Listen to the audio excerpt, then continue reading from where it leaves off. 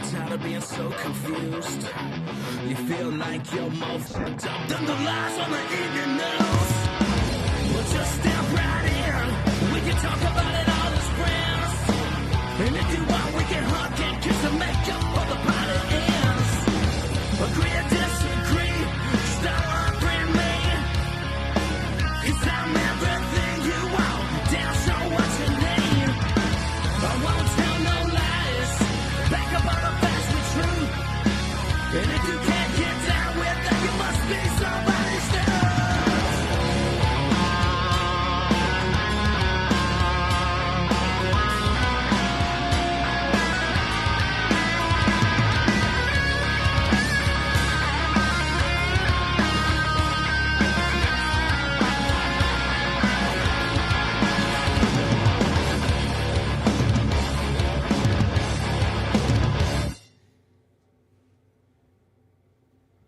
Hey, Hog Twins here. Check out our friend Matthew Spirit at his podcast at The Dumb Show and his website, don'tunfriendme.com. Yeah.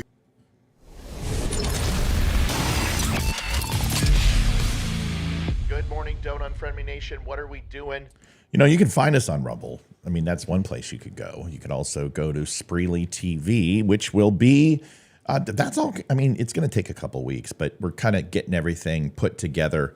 Spreely's relaunching all of their apps, Spreely Video, everything else. So that will be in the next couple weeks. We should have that. They're not going to put us on the old platform because they're switching everything over, Mike, to the newer stuff.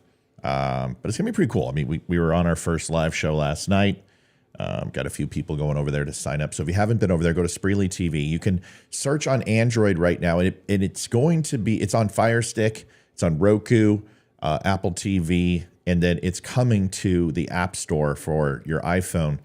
We're just going through the approval process through Apple, and that takes forever. Mike, what's going on? I see you're wearing your Hogwarts shirt this morning.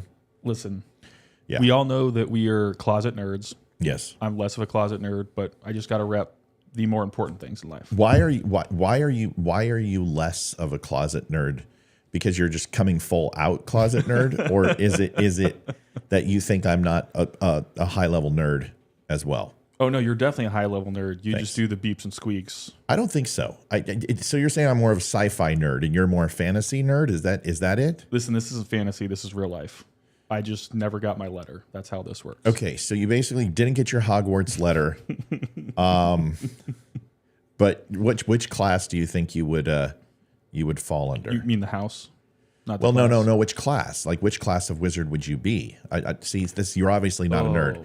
No. Oh. Now it makes sense. Oh, I see. So you immediately jump to the house because you're used to these anecdotal type wannabe fans of Harry Potter who go, "What house are you?" I already know what house you are. Well, okay. What house would that You're be? a Gryffindor. See, I would mostly agree with you. Oh, but boy. when I take those stupid tests online, I get Ravenclaw and Gryffindor. Well, that's because you can't read. You're a Marine. Okay, that's facts. So you're a Gryffindor. Dude, you're complete. You're a Gryffindor. Listen, Gryffindor are all about, their fellow man sacrificing themselves. And based upon our conversation last show, I think you've sacrificed enough. Plus, all good auras are missing limbs. Oh, that's fair. Oh, I can be Professor Moody. I could be his little sidekick. You could. Mad Eye Moody's. You could be Matt. Yeah, no, I like that. Now, but that's the thing, and maybe you are Death Eater, been reformed. Even though Snape took that trope, it doesn't matter. Other people can. I mean, if you have people go from dark to light, why can't you have light wizards go to dark, which happens? So I would say you're former, maybe not a Slytherin, but I think you were like Gryffindor, went Death Eater, were reformed, and now you're just, I don't know. All I know is you don't need legs to play Quidditch. That's what I'm most excited about. That's the most exciting. I mean, really, do you need legs to be a wizard? Because all you would do is just be like, Accio legs, right? Just summon yourself some, and you're walking around and You'd be the nurse with no feet. You haven't seen that from Mike Rowe, and we're not going to play it right now, but it's a funny skit, The Nurse with No Feet. You need to watch it. See, folks, you get this type of interaction on the Don't Unfriend Me show that you don't get anywhere else. I know if you're watching, you're like, well, this is a political podcast. They're talking about Harry Potter. I don't care. Which house would you be in if you were to be sorted? Would love to get everybody's perspective. So you take the test on like which house? Okay, there's the house that you would be sorted in, and there's the house that you want to be. You want to be. So what's the house you want to be? Obviously Gryffindor. I think that everyone wants to be that, unless you're a little more on the darker side. Then obviously, like those people are going to be Slytherin. Right. Nobody wants to be Hufflepuff. No. I'm a Hufflepuff. Nobody wants to be a Hufflepuff, right? Ravenclaw is like, those are the people who think they're smarter than they are. They're like, oh, my shit smells like ice cream sandwiches, Puffy. That's Ravenclaw. And then you've got Gryffindor, which are kind of, a little snobbish, and they're kind of like, they're alphas, right? That's Gryffindor. And then you got Slytherin. I'll be honest with you. Slytherin gets a bad rap, right? I mean, you're a Slytherin. I really believe so. I was. I was. Yeah, that's why I got the Death Eater tattoo. So I'm more of like a reformed Death Eater. I don't know if I would totally like have waxed Lily and like tried to kill her baby. I'm not that type of Death Eater, but I'm definitely like I'm anti-government. A little bit, the ministry is just pissing me off. And does the wizarding world have militias? I feel like you would have started it. Right. Right. And so instead of being a 3%er, I'd be, I don't know, a 3 1/4, a 3 1/4. Yeah, platform 3 3/4. That would be me. So I like, here's the thing. I think Death Eaters are fine, or Slytherins are fine, but they got a bad rap. Salazar Slytherin and, Voldemort and, but if Voldemort was a Ravenclaw, all of a sudden everything would change. I mean, the Ravenclaws are evil. So I think it's kind of like MAGA. Slytherin is like MAGA. They were great. Everybody wants to make America great again. Slytherins are all about, it's all about wizards and it's all about being pure. And then everyone's like, well, that sounds like wizard nationalism. And you're like, wait a second, stop. I'm not a Watsy. I swear I'm not a Watsy. Oh yeah, well you're an effing Muggle. Oh yeah, well we're gonna get Muggle camps and we're gonna. Yeah, it's going a little bit far. But the whole point is Harry Potter is based off of essentially Third Reich, Nazi Germany, and has a lot of those undertones like most movies do. Star Wars is a reference on theology and the Bible. Harry Potter is most assuredly a reflection of Nazi Germany.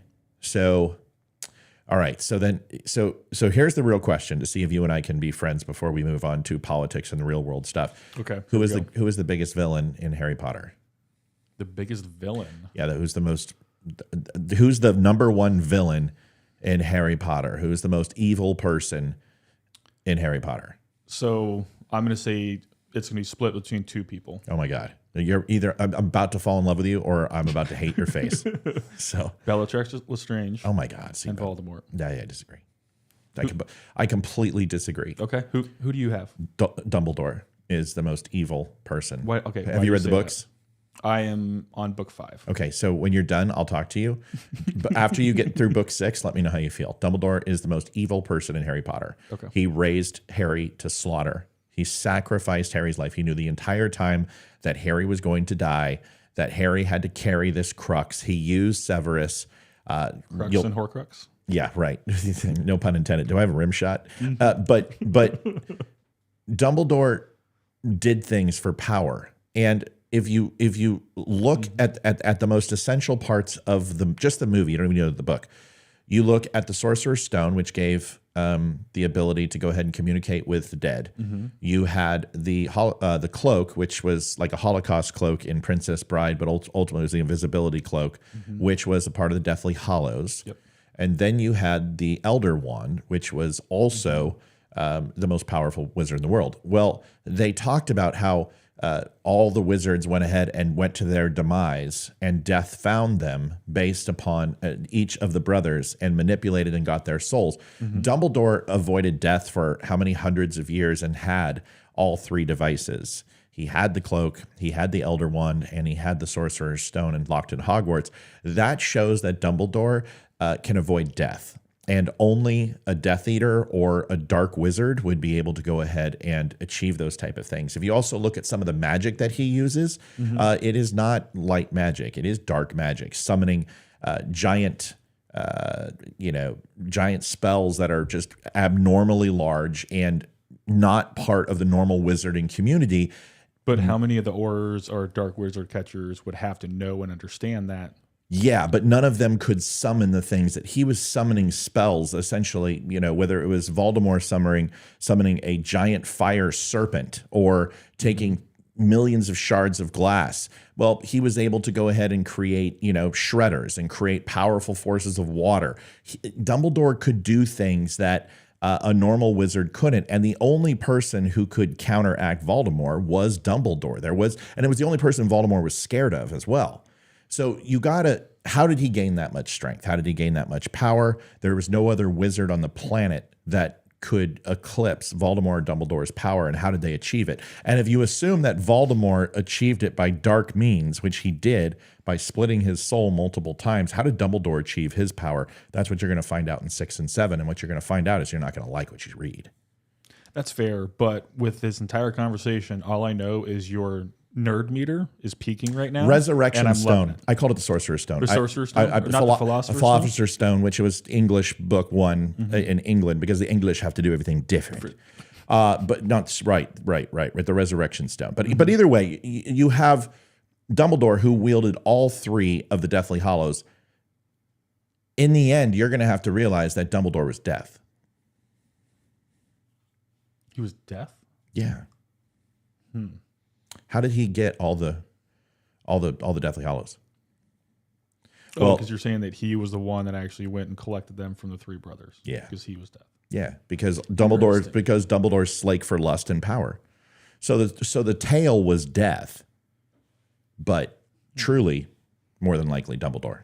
And I think, and the way that what he did to Snape, what he did to Harry. Yeah, it's deep, dude. Listen, anyone who goes, Harry Potter is a bunch of nerd shit. Dude, you have no fucking clue what you're talking about. You need to actually sit down and read the books, because unlike the stupid Twilight series where there's diamond glowing Edward and he's a stalker and watches her sleep, it's like, dude, that's a little weird, bro. Edward did start in Harry Potter. He did start, but he died. Cedric Diggory was his name, and his wonderful hair was his game. But he didn't go around sniffing girls like Joe Biden. I mean, dude, Cedric Diggory was the Joe Biden of the Harry Potter world. So you got this thing. Oh man, dude. First of all, you don't know this, but we had a nerd podcast. It was called Nerd Fap, and Fap in Japanese is alone time with yourself. Okay. So this thing blew up. We were with Apple, and we wound up getting 150,000 followers in 3 months. And it was the days of like Chris Hardwick and like One Up and all these video game channels were starting. And we started a podcast. Dude, it was good. We got like 40 episodes, and it was really good. And we had like 6 of us, and we would do this stuff all day. So yes, my first love is hockey, which I can talk about hockey better than any nerd stuff. But then it goes like nerd stuff, and then politics are kind of my passion. So you walked into a buzzsaw. It's not the first time I walked into something. That's fine. Just saying. Well, the good news is it cleans up easily because it's metal. All right. So now that we bored everyone with all of our nerd stuff. I don't think so. I think don't take Matt to the movies. He ruins the ending. Wait, listen. Okay, stop. If you haven't seen Harry Potter, you were never going to, and you don't deserve anyone who's like, you spoiled it. I hate that. That was 12 years ago. Dude, right. Movie. That's like, okay, Force Awakens. Like I told everybody, I said, if you say anything on Facebook, you'll never hear from me again. You do not spoil what happens in Force Awakens. And little did we find out it was just a Mickey Mouse show that was completely regurgitated to the first movie. But you can play them sync to sync. It's like watching Wizard of Oz and Pink Floyd together.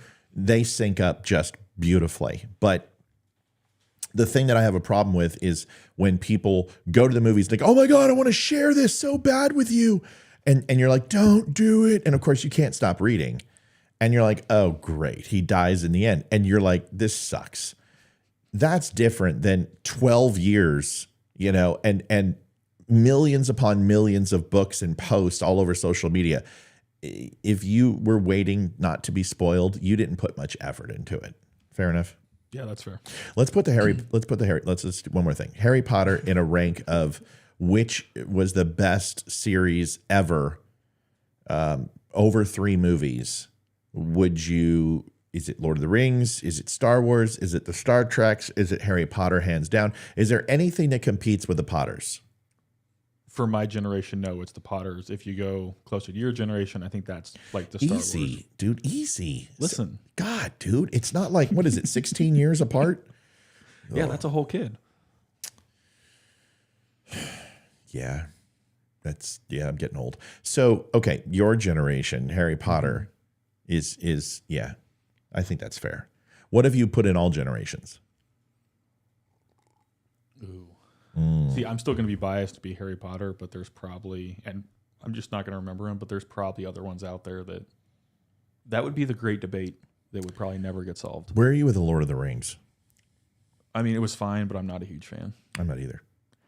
I think if you want to read a series that's better than Tolkien, and everyone's like, well, Tolkien was the original. He created it. Yeah. And Jimi Hendrix was the best guitarist of his time, but he's not the best guitarist anymore. I'm sorry. Jimi Hendrix was, dude, honestly, Jimi Hendrix wasn't even that good of a guitarist. I'm sorry. There's nothing wrong with Jimi Hendrix. He's fantastic. He innovated the music of multiple generations. That's not what I'm saying. He's innovative. But nobody's going to seriously tell me like Elvis is the greatest musician of all time just because he has 175 albums and like 67,000 songs. Elvis had the same song over and over and over and over and over on repeat, very much like Johnny Cash. But Johnny could change the words, and it was always powerful. It was always about his lyrics versus his musical style. But Hendrix was innovative and amazing at the time, but wasn't the greatest guitarist. And anyone that knows anything about guitars knows that Jimi Hendrix played a guitar, a left-handed guitar, upside down. The guy was incredible, and he must have sold his soul to the devil, but not the best guitarist anymore. If we look at like Lord of the Rings, although a great book series, in my opinion, there are plenty of other book series that blow it out of the water. There's one I'm going to have you read because if you liked Harry Potter, you'll love this. But Ray, I'm a Marine. It's going to take me like 3 years to read Harry Potter. Right? It's so cool. Dude, I already underlined all the parts in green crayon, so you're going to be set. You can actually lick the pages when you're done to know where you are. Ooh, okay. So yeah, it's called Raymond Feist, the Magician series, and in my opinion, it's the best series hands down of any fantasy novel. But okay, what about Indiana Jones? Where does that place in the whole movie spectrum? Again, it's one of those I would have to watch that on like Nick at Night. So you haven't watched Indiana Jones series? I've watched them, but oh god, honestly, growing up, I was more of a MASH fan. I realized that's a TV show, not a movie series, but right, MASH is that was my go-to, and then it kind of flowed right into Harry Potter, which is a weird transition, but that's how I was Baba Black Sheep. We watched a lot of Baba Black Sheep, MASH, Quincy, Hill Street Blues. Old Soul, but doesn't mean I can't rock the Matlock and the Angela Lansbury Murder She Wrote either. I mean, listen, folks, there's a wide range of eclectic purveying of different shows and stuff. Do you remember? Have you seen Breaking Bad? Of course. Yes, but one of the best TV series of all time. Yeah. So again, it's one of those. All right, then give me the one that is. What is it? For Breaking Bad. First couple series was going great, and then I just kind of lost. I finished it to the end, but have you seen Justified with Timothy Olyphant? No, I did not. That's the one you need to go see. You're going to see that, and then all right, were you a 24 fan at all? Did you watch 24? Were there any TV series that you don't seem like a guy that sticks with something and continues, maybe in your relationships and stuff, but when it comes to like watching stuff, it sounds like you start and then you don't finish it. Is that accurate or no? I have my favorites that I always go back to, because if it's not going to keep me interested, like why am I going to invest the time? Right. I can go back to Harry Potter, and my wife and I have probably watched those 1,000 times each. Right. If we have nothing else, we just ask each other 1 through 8, and then we just start from there. Have you seen it in 4K? in 7.2 surround sound yet? Not with the surround sound, no. Okay, so when you're ready to change your life, you got to go downstairs, and we got to put that thing on the 85-inch. You're going to ask the guy with no legs to go downstairs. Yes. Well, we have a back way entrance, so we the people we don't want to be seen with, we have them come through the back. Okay. Yeah. So there's a spot, so you can go through the horse gate and then come through, and you can join us. All right. So we'll do a Harry Potter night, folks. Welcome to the Don't Unfriend Me show. Listen, there's one thing we promise is never to be consistent in our approach. It doesn't matter what we talk about as long as we're having a conversation. Because let's face it, you already know probably most of the things we're going to say. You're just looking to confirm your bias. And in this case, this was a jolt to your system. You expected to hear politics, and instead you got to hear about Harry Potter. And whether you like that or not really is not important. You stuck around, and that's really the most important part. Welcome to the Don't Unfriend Me show. This is, well, tell everyone who you are. I'm not going to introduce you like you're my wife. Hi, how's everybody going? Mike, Matt has graciously offered to allow me to come on the show, so still getting used to it, still getting into it, but I definitely have to thank Matt for allowing me to do this and really give him some props for all the success that he's had, getting on Yes. Really and all that. So Can you talk more about me, please? Please go on. We have all the time in the world. The next part is just me throwing a leg across at him, so that works. So I have all the guns on this side. So just have well, you might be able to reach that AR. I don't know. Here's the thing. Mike, extremely popular. Dude, you'd be surprised how many people were like, "When's Mike coming on? Where's Mike last night? Where's Mike?" So people enjoyed your perspective. You also have a new nickname. I guess I've got to call you Rip from Yep. Yellowstone. Everyone thinks you look like Rip. That's cool. Everyone says I look like Ben Roethlisberger. I don't necessarily. Whatever. That's not very funny. But I'll take it, I guess. Oh yeah, dude. Look at like minus the legs. It looks it's that's pretty close. So there is a photo. I'm gonna have to get it. It's white. It's Rip popping out of a bathtub, and then my wife did a parody of it. So at some point, I'm gonna have to get that from her. We'll probably do it on one of the night live shows, but there'll be a little something to look forward to of expectation versus reality. Yeah. So the bathtub scene that you're referring to is this photo, which is the sexiest man alive photo of Rip, which very much. Let me ask you a question. Oh, it's a different one than that. Well, there's the one to the left. Yep, that one. That one, the black and white one. Yep. Oh, please excuse me. Let me get the right one up here. So there it is. He's a man, dude. And you know what's funny is he's kind. I guarantee he's kind of built like we are. He's got that prototypical broad shoulder. Yeah, he's a yoked guy, you know. But who gives a shit? He's in a bathtub. I mean, I don't know. He's got I'll tell you what he's got that we have, the chubby cheeks type thing. Because I don't know what it is about military guys, but we all get these little cheeky things going on. Is it just outside in the weather so much, or what the hell is it? Weather, and we just like to eat. Steaks is the way to go. So. I don't know if it's protein. It's always been this way. Even when I was born, Hayden has them. And I when I was 196, I had the chubby cheeks thing, but I don't know. I guess it gives us that rugged yet handsome appeal. We all have the same beard. We obviously shop at the same beard shop. I don't know what's going on, but we're in different sections though. Really, dude, just because I trim mine and I actually have some grooming standards, I can't let it get longer than this. It drives me crazy. I've had it down to here, and it's full and it does its job, but I can't stand it. I've even tried the point goatee like you do. I can't stand it. It makes me itch. Say I've done the 2-fist beard. Yeah, honestly, once it gets that long, I'm not a fan of it. Now I'm trying the hockey flow.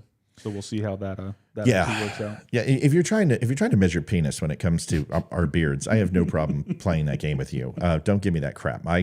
Everyone on the show's seen it long and they've seen it short, and I'll just tell you, it's also a pain in the ass because you obviously style it, you obviously trim it. I know you do. Don't tell me you don't, because it's too perfect.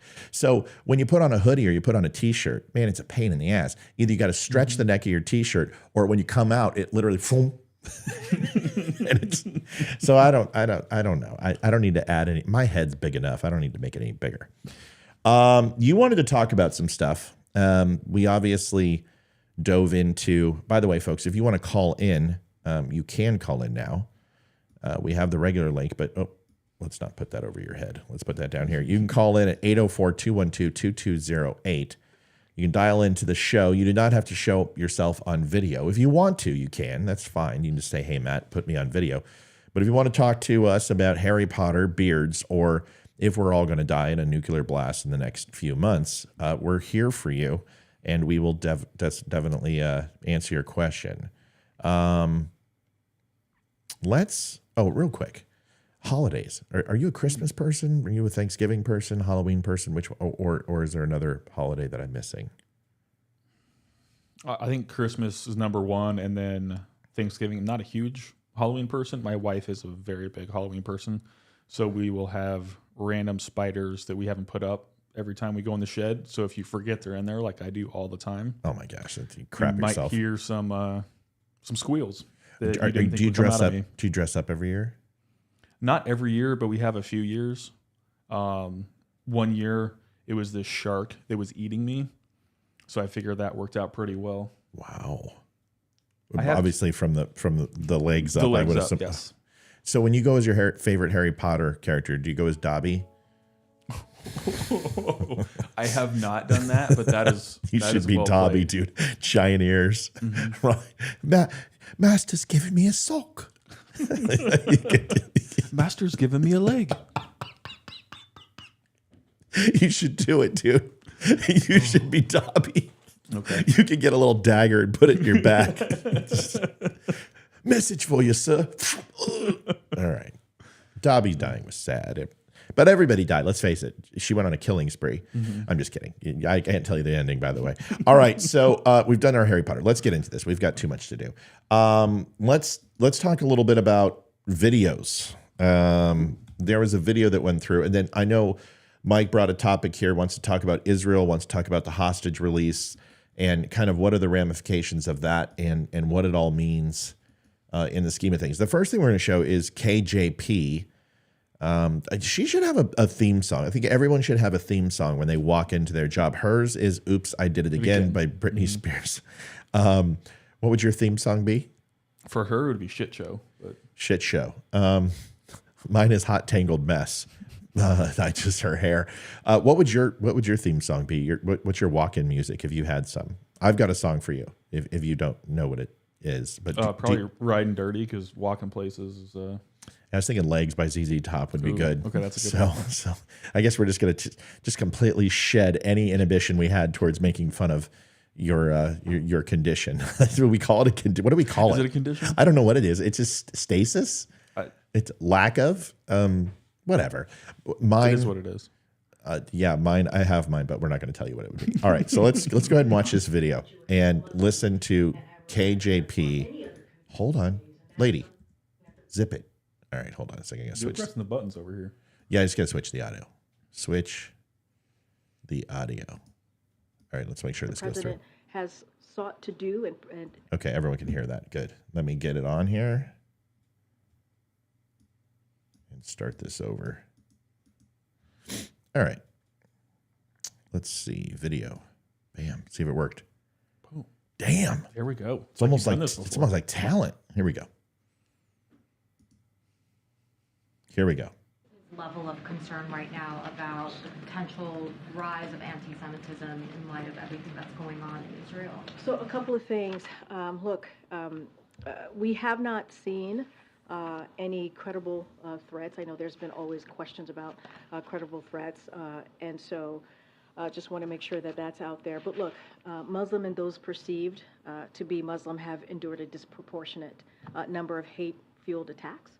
And certainly President Biden understands that many of our Muslim, Arab Americans and Palestinian American loved ones and neighbors are worried about the hate being directed at their communities. And that is something you heard the president speak to in his address just last Thursday. And so one of the things that the president has done is directed his team, Homeland Security team, to prioritize prevention and disruption of any emerging threats that could harm the Jewish, the Muslim, Arab Americans, or any other communities. And that is something that the president has sought to do and since day one. As you know, the president ran on bringing protecting communities, obviously, but bringing people together, protecting the soul of the nation. And so Lord, it's like that is pulling something that teeth. the president takes very, very seriously. Today, Junior. We're going to continue to denounce any sort of hate towards any American here. And so that's what we're going to continue to be steadfast on. Again, he has directed his Homeland Security team to make sure that they're on top of this. Wow, I feel much better, especially if I was a Muslim. You know, I feel very safe now. I feel just completely safe. It's interesting when you talk about hate crime, and this leads into your conversation a little bit. But you talk about hate crime. If you want to look at religious persecution in the United States of America, like Christians are the least persecuted people in the United States. Now, I know Christians are like, we're persecuted. They won't let us say Christmas. And no, that's not what we're talking about. We're talking about literally being dragged out of your seat on a bus and beaten because you're Christian. Okay. So it doesn't happen. You could say, well, I have been dragged off of a bus. Yeah, but it's not because you were Christian. Okay. So knock it off. Number one, it's Jews. Jews are the most persecuted religious group, but also are not ethnocentric. They're not just, focused on one ethnicity. Jews are a broad range of people, and it's a very inclusive religion with multiple ethnicities participating. So there's not a certain look that you have as a Jew, and the same thing with Muslims. And second is Muslims. And you're looking at like 21% of the religious hate crimes fall under Jews, and then it's like 9% for Arabs. For her to sit here and say that it's disproportionate, it is disproportionate, and it's certainly not in favor of Muslim people. Yes, there's a lot of animosity around 9/11. There's a lot of animosity with some of the conflicts overseas. But to sit here and say that Muslims are persecuted in the United States more than Jews, what do you think about that? Do you agree with it, Mike? Is it like just batshit crazy? Is she just off of her rocker? Did she misspeak? What do you think? I think it's just pandering to her voter base, because that is what will keep the Democrats engaged. That's something they will rally behind. Rallying behind the Jewish people is not something that they're ever going to do. So they're never going to come out and fully say that by itself. They've always got to link it in with something else of like, oh, it's Muslims and Jews. Like, no, it's just right now it's the Jewish people. And we just saw it where I think it was in New York that a head of the synagogue was stabbed outside her home. It's one of those of as soon as this happened and now that, and like, oh, there's no motive behind it. Like, we know the motive. It's just some lone wolf actor going out there that either they didn't know before or they missed something and this happened. So it's just them talking out of both sides of their mouth. So when I say Christians aren't persecuted, understand it's not that there's not Christian animosity or almost a focus on trying to silence or marginalize Christianity, because there is. I mean, Democrats are Christians too. I mean, let's stop pretending that religion is just Republicans. It's not the case. There are millions of Christians who are Democrat. And the thing I would say is that there's a very large element of the Democrat Party that finds Christianity to be nonsense. And they feel that, 89% of the world is suffering from mass delusion. And there's a very large, or that they're following the wrong God, and they're not following the right religion, as Rashid Tlaib and Aylan Omar are focused on. The Muslim. Yeah, thank you for putting her in there. You're welcome. It makes my day. Can we do it again? Just Thank Allah. Thank Allah. So, that woman, I swear to God. So I just want her to. So I don't think.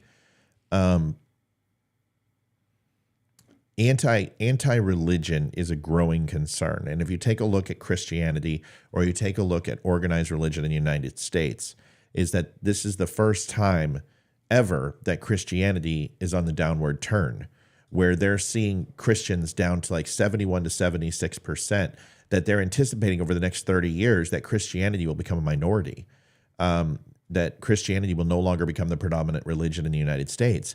We're seeing a trend of people who don't believe. We're seeing a trend of people who are moving on to more of dogmatic principles or atheism, or just being agnostic. I mean, that's really what it is. It's not that people say God doesn't exist. They just choose not to worship or they choose not to participate. And that's concerning, right? Because we may talk about separation of church and state, but most of our family values and our family cohesion comes from religion, and that's where a lot of it's based off of.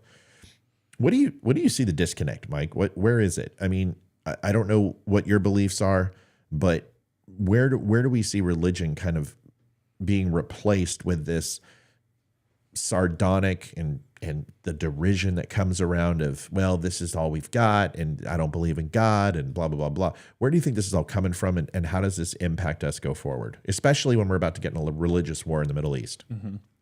So I think this is where, and I can only speak for my experiences, grew up Southern Baptist, but it was less of a choice and more forced upon. And I know out of the friend group that I had growing up, a very small portion of them are still practicing. And I think some of that is the way that we were maybe forced into, it's not the right word, but they didn't make it, so it's something that you wanted. It was more of like, that's just another chore that you have to do. And then now, a lot of the groups that I've seen that they just get real judgy, to where like, oh, if you don't do it this way, then you're wrong. It's like, well, I don't really care what religion you have, as long as you go back to some of the principles of loving your neighbor, taking care of your community, and doing what is right even when no one's looking. Then, like, I don't care where you want to go, where you want to practice, or who you want to call God. But now everyone has to be so polarized that you have to be on the opposite side of whatever the issue is. And honestly, everyone just wants to be so argumentative and be that rebellious type that like that's just like the cool thing to do now, and that's what gets your views on TikTok. Yep. That's what people want, their likes, and if you're on that rebellious side, that's how you're going to get it. So they're drawn to that, and social media kind of perpetuates that. Yeah, I think I agree with you 100%. I think I went through that phase too, which was to try to be, I wasn't anti-religion, but I was just like, I'm disenfranchised and blah, blah, blah, blah. And, I went through some things in life that obviously caused that. But, some numbers for you, it's actually worse than I thought. So 90% of Christians, 50 years ago, 90% of the United States were Christians, called themselves Christian. And now you're talking 64% of Americans call themselves Christian. Drop. That's a huge drop. I mean, you're talking tens of, almost hundreds of millions. I mean, you got 326 million people and 90% call themselves Christian. Now, I don't know if those are just the lackadaisical Christians or the lazy Christians, people who are asked, what's your religion? Christian? Because it's like, I was asked that by the Jew haters who came on the show. You're Christian? Yeah, sure. Yeah, because what does it mean? It's not like there's this massive denomination of requirement to be a Christian. I mean, it's kind of like, are you? Yes. What does that mean? Do you go to church every week? Do you go ahead and, what does it mean to be a Christian? And I think that's some of the confusion. And people ask, well, why is Christianity wailing and flailing? Because they're saying by 2070, with these current trends, Christianity will become a minority religion in the United States. And that's terrifying. It's terrifying, but I can see it, especially with the amount of refugees that we allow in, which a vast majority of them coming from the Middle East, that's going to be Muslim. Or if we're getting from the South, you may have some more Catholics in there, but still it's... Well, Catholics are Christians, dude. Just because they run around in jammas and they eat wafers and drink the blood of Christ doesn't mean that they're not Christian. True. Yes, they all fall under the umbrella of being. Yeah. But what an umbrella that is. It's a big umbrella, and I don't want to go there. I don't either. But the more people that we allow in this country, our melting pot is going to start skewing a different way than where we originally started. Correct. So the more refugees we bring in, that's going to bring a lot more Islamic tendencies, and we're already seeing it in a lot of countries to where go up to Minneapolis. Somalian are there. Exactly. Crazy. Yeah. It's, listen, I don't know if it's that important to have. So the question is, do we want numbers or do we want true Christians? And I guess it's a little bit of both. I mean, the church and organized religion wants numbers. I mean, even if you pretend you're a Christian, they don't care. As long as you, when the plate comes around or the donation list comes around, you sign it.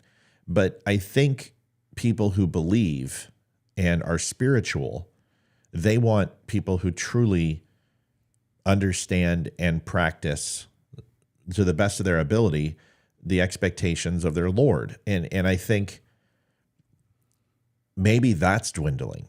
And when you say 90% of the United States 50 years ago was Christian, my first reaction is bullshit. Just no. I grew up in those times. There's no. There's no way. There's no way. They may have said they're Christian because, they felt that was good for image, and it was, because if you weren't really, if my daughter, she doesn't practice. She's not agnostic. She's not an atheist. She's just kind of like, I don't know, and I'm okay with not knowing. And she said that in Bakersfield, California, in her kindergarten class and first grade and second grade, like ostracized her because they asked her, "Do you believe in God?" She goes, "Believe? Yes, but I really don't go to church or all that other stuff." And they castigated her out from the group. She didn't get any milk and cookies for her breakfast. No, I'm kidding. But I think that's less taboo as it used to be, where if someone says, "I just don't practice religion," it's now like, okay, like no problem. You got to be who you want to be. Just like if someone says, "Hey, I'm lesbian," or "Hey, I'm this or that," you have to accept it, and you can't ask questions. You can't justify it. You don't have to try to normalize it. You just have to kind of be quiet. I wonder if that has created some dwindling in numbers because people don't feel the pressure that they have to be a part of an organized religion today. That's probably part of it. But going back to one thing you said about the numbers, I've always kind of gone under the adage of you only need a couple of good people. Doesn't matter, like, even for your friends, you're going to have probably 2 or 3 really good friends. Everyone else is going to be really more acquaintances. Yeah. Same thing. Like, if you get a couple good people, I don't care if it's religion, if we could actually get some good people in politics, that would be amazing. Yeah, that'd be nice. If you can get 2 or 3 really good people and they actually know what they're doing, they believe in what they're doing, and they're doing it for a better cause, you're probably going to get more people to get behind it. And that's probably where a lot of these institutions are lacking, is they don't have good people at the top are doing it. They've got their way to the top by screwing over a lot of people. People Right. see that, and they're like, why would I want to be a part of this? Is that's what I'm going to have to do to stay here.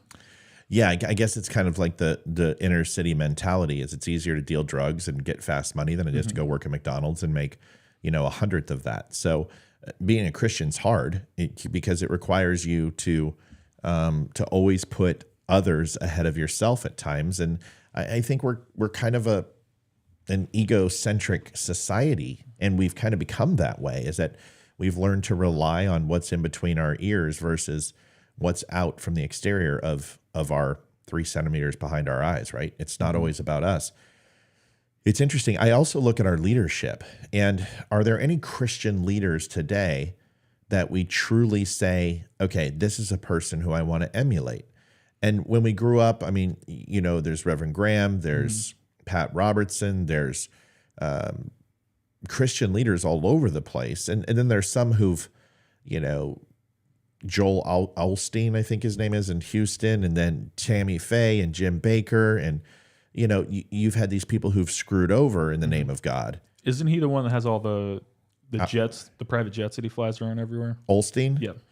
What I do know is that during Hurricane Harvey, he wouldn't open up his mega church to house homeless and first responders, but Mattress Mac did. Mattress Mac let first responders sit and sleep on his furniture to have a place to recoup. Ruined millions upon millions of his inventory, and Mattress Mac didn't give a flying shit. Yep. Because that's the right thing to do. But Alstein barred his doors and said you can't come in. So I look at those people, these mega churches, and I consider it a scam. I consider it as much as the government is a scam. I think the Vatican is responsible for some of the worst atrocities ever in world history. I consider what they do and the cover-ups and things. I'm not okay with organized religion per se, but I think there's something to say about having a communal area for people to come together and worship, and churches are absolutely essential and more local and community. But these mega churches, that shit drives me crazy. What about you? Oh yeah, you can just tell that they're a tax haven that they just want to rake in the money. They'll do enough good that they can keep people rolling in. But to me, it's just a big social media site for those mega churches. Like, Yeah.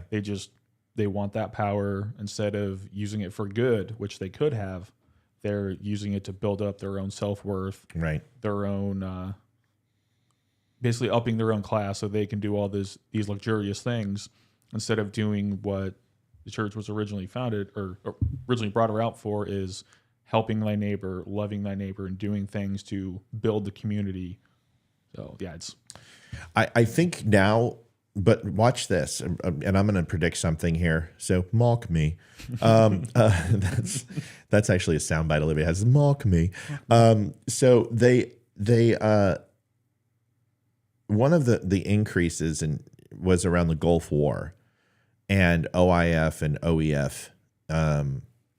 You saw religion go on the uptick. And I think you're going to see it again, especially with Israel involved in conflict. I think you're going to see Christians who are closet Christians or Christians who have kind of strayed from the flock get back involved in the church and find their faith again, because this, like, a lot of people are associating this with end of times. People are scared, and we're going to talk about this, right? I mean, I know this is something you want to talk about with the hostages released and what's pontification and what's posturing and all that other stuff. But I think this is a good time that if people are searching for answers, I guess my advice that I could give you, and this is antithetical to what the show should do, and I know a lot of people who watch the show are probably like, well, that's not the right thing to say, but this isn't the show. And there isn't a show out there truly that I think can fill you with the comfort and the solace you're looking for, or the sanctuary you're looking for. Solace isn't the word, but you need to find someone who can answer these questions spiritually for you. And the best place for that is in communal situations, whether it be with your church or whether it be sitting in front of your pastor or a friend or family member who still has their faith intact, and go and seek those people to kind of help you connect the dots. And you can certainly do it here. It's not necessarily something you can do digitally. But if you're concerned about Israel, you're concerned about the holy war, which is on the precipice, and you're worried about end of times and what does this mean for, the world, I think the answers are with your neighbors and with your friends and family. Those are the people who are going to truly answer. So if you're seeking it here, continue to try. We'll try to fulfill you. But if you find yourself running on empty, maybe it's building relationships in real life versus a digital one, because I think those are hands down the best. I don't know about you. Yes, I want to say that, and I'm going to mess up this old adage, but it's the hard times create weak men create hard times. Yep. Right now, we're in the hard times. Yes. So it's basically you have a choice. You want to get strong again in whatever, like if you want religion, talking about yourself, your career, like whatever you want to build up. This is the time to where you're in that hard time. How are you going to get yourself out of it? Because no matter what anyone else says, you're going to be the one that is going to have to get yourself there. And whatever path you want to take is yours to choose. So now you just got to go out and find whatever way that's going to find you that fulfillment to move you forward. Yeah. Yeah. And there's people who are saying, hey, you shouldn't be scared. This is, you have your faith. Well, this is what we're talking about, is there's people who are having a crisis of faith.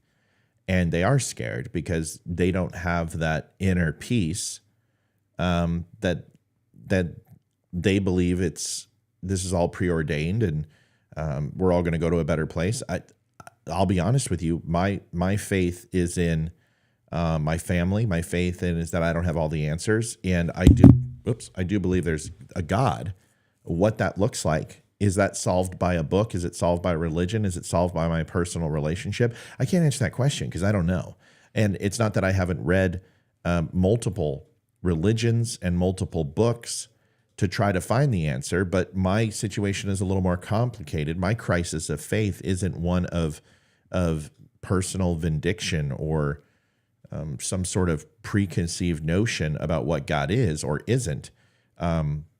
I have questions, and those questions are stopping me from truly investing my heart and soul in the process. And a lot of people have tried to help me through that. And I'm closer to God than I've ever been, at least in the last 40 years. But that didn't happen through the church, and it didn't happen through guilt.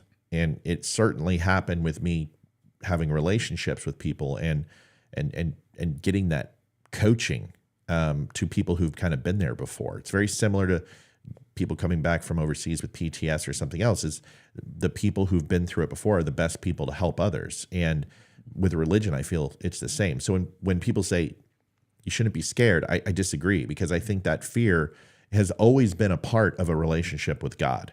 And anyone who says that fear is not a part of the relationship with God, I don't think they've read the Bible. I don't think they understand that, God has a list of things that he expects from us. And if we don't fulfill that there is another side to his wrath. And fear has always been a part of religion. Now, some people are like, no, it's all about unconsequential love and unconditional love. No, I don't. When the alternate solution to your trepidation to have a connection with God is internal damnation, yeah, you can say it's free will, but the choice is kind of like the IRS. That's not a choice. It's not a choice. So, you don't have to pay taxes, but you're going to go spend the rest of your life in prison. Sure, you don't have to worship God, but if you ignore him and move against his ultimate teachings and what he expects of you, internal damnation is a pretty high tax rate to pay. So I think I think a lot of people have questions, and especially now they're going to have to find it. So one way I can kind of relate this back to the military is back at Walter Reed, when all of us got injured. Largely, we were all amputees that came back to Walter Reed. A lot of, if you were just injured another way, you just got shot, you went to other hospitals, but that's mainly where all the amputees went. At least for the Marines, what we would do is, as a new guy would show up within the first couple of days, you would go visit them, because obviously their life just got turned upside down. They're missing limbs. They have no idea what they're going to do, what their life is going to be now. You show them, it's like, hey, I was in your spot 6 months ago, a year ago. Look where I am now. And just building that sense of community of like, hey, I know this is a really shitty place where you're at right now, but you come with us. Like, we worked out together. We would go get our legs together. Like, we would just do everything together. So that way you have someone else in a similar situation to help push you to continue moving forward. Yeah. No, obviously that's a little bit different than on the religious side, but it's one of those that it's like, find that community of whatever helps you, what brings you in, what brings you happiness, and whatever it is. You can find a Harry Potter group, whatever you need. Like, there's stuff out there that you can find that sense of community and that sense of belonging to help push you forward. So I know one thing in my life that definitely helped and got me through a very dark time. So if someone is looking in whatever aspect of their life, that's a good way to do it. It's interesting. There's a show out there that I recommend people watch, and immediately people are like, no, it's Satan. Stop. But there's a TV show called Lucifer that came off the air. It's fantastic. And it does a complete different spin on Satan, that since we were young, Satan was a tail and horns, and was corrupting individuals from purity and trying to collect souls. And so you want to go back to our conversation earlier? I love that show. However, same thing. First few seasons, I loved it, really got into it, and then it died off, and I just think you have commitment issues. I think you have commitment issues. But the one thing I love about it, forget what it's about. People are like, how can you have a show about Satan? Just the way they do it, it's interesting, because the journey of Lucifer is that he has spent hundreds of thousands of years in hell time, not maturing and not understanding how to have a human aspect, because he's not human. And then he comes to Earth and fornicates and does drugs and drinks incessantly, and and then meets somebody, and ultimately, he humanizes, and it doesn't matter whether it's real or not. The whole point is that the way they describe hell isn't fire and brimstone, and isn't that you're getting pineapple shoved up your keister sideways. Yeah, right. Sideways. That's a bad image. Sideways, right? You ever seen the movie Beer Fest? Oh yes. He's like ping pong and ding dang. Once shoved a ping pong paddle up my ass. The other way. I've been shitting pancakes ever since. Ping pong and ding dang. But anyway, my point is hell to the people who go there in the show Lucifer is what you're the most guilty of. Is what you relive over and over and over and over and over and over and over. And in some cases, it's maybe someone abandoned their daughter, and all they want is to have their daughter back. And the moment that they hand that daughter over and surrender them is when they wake up, and then it repeats and they do it again. And for the eternity, they have to relive the worst moment of their lives that they're the most guilty of in hell. And it's interesting. And in order to not leave hell, because you don't, but in order not to go, you have to solve your guilt. And if you think about that, it's kind of true. You go into a box with some guy in funny clothes and you absolve your guilt on Sundays when you confess in Catholic religion. You pray to God and ask for forgiveness. You absolve your sins. How is that any different? It's a leaving your guilt, and it's relieving your guilt from you in order to save your soul. I think if people could try to understand that, is instead of shoving guilt down their throat or staying away from it, but actually embracing it and understand what you did wrong and learn from it and be truly sorry for it, perhaps that's the way. And I thought it was just a very interesting way to look at the human soul and how to get yourself right with God, is facing your guilt and not only seeking forgiveness, but forgiving yourself. It's just a very interesting way to, think about it. That was me. All right. Holy divergence. I mean, we went from KJP to that, but you know what? That's what we do. We go to we do the squirrel thing. You wanted to talk about. Oh yeah, the hostages and the Hamas strategy of them doing 2 at a time and kind of what that means. Yeah, why don't you jump into that, and then we can go into AOC and my favorite picture in the world. Oh God, that's horrible. It's not that AOC isn't pretty. It's just that she talks.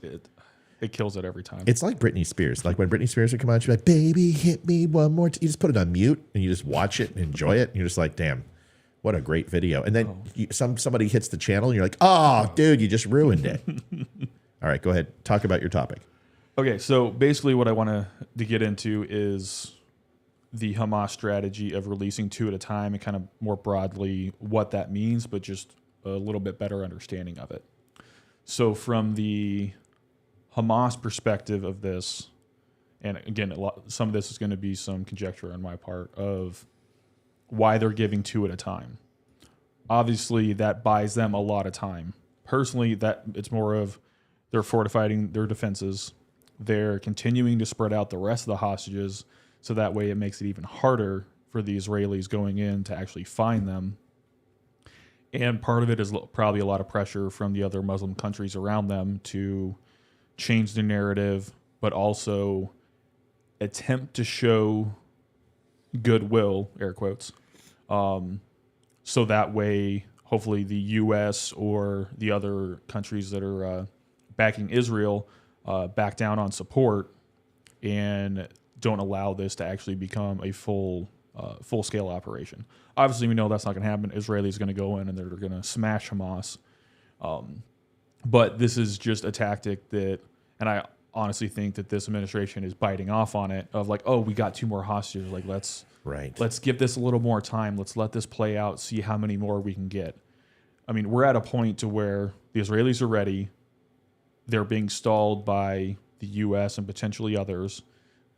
I mean, they should have gone in already, but the problem is as soon as you do that, the hostages that are there are likely going to die, which as soon as the Israelis go in, Hamas, like, they're just going to turn, and that's what's going to happen.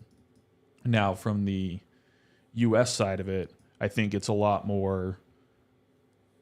They understand that this operation is going to happen because once the Israelis say we're going to do this, like they're going to do it, and they're going to do it at a level that I think we're uncomfortable with.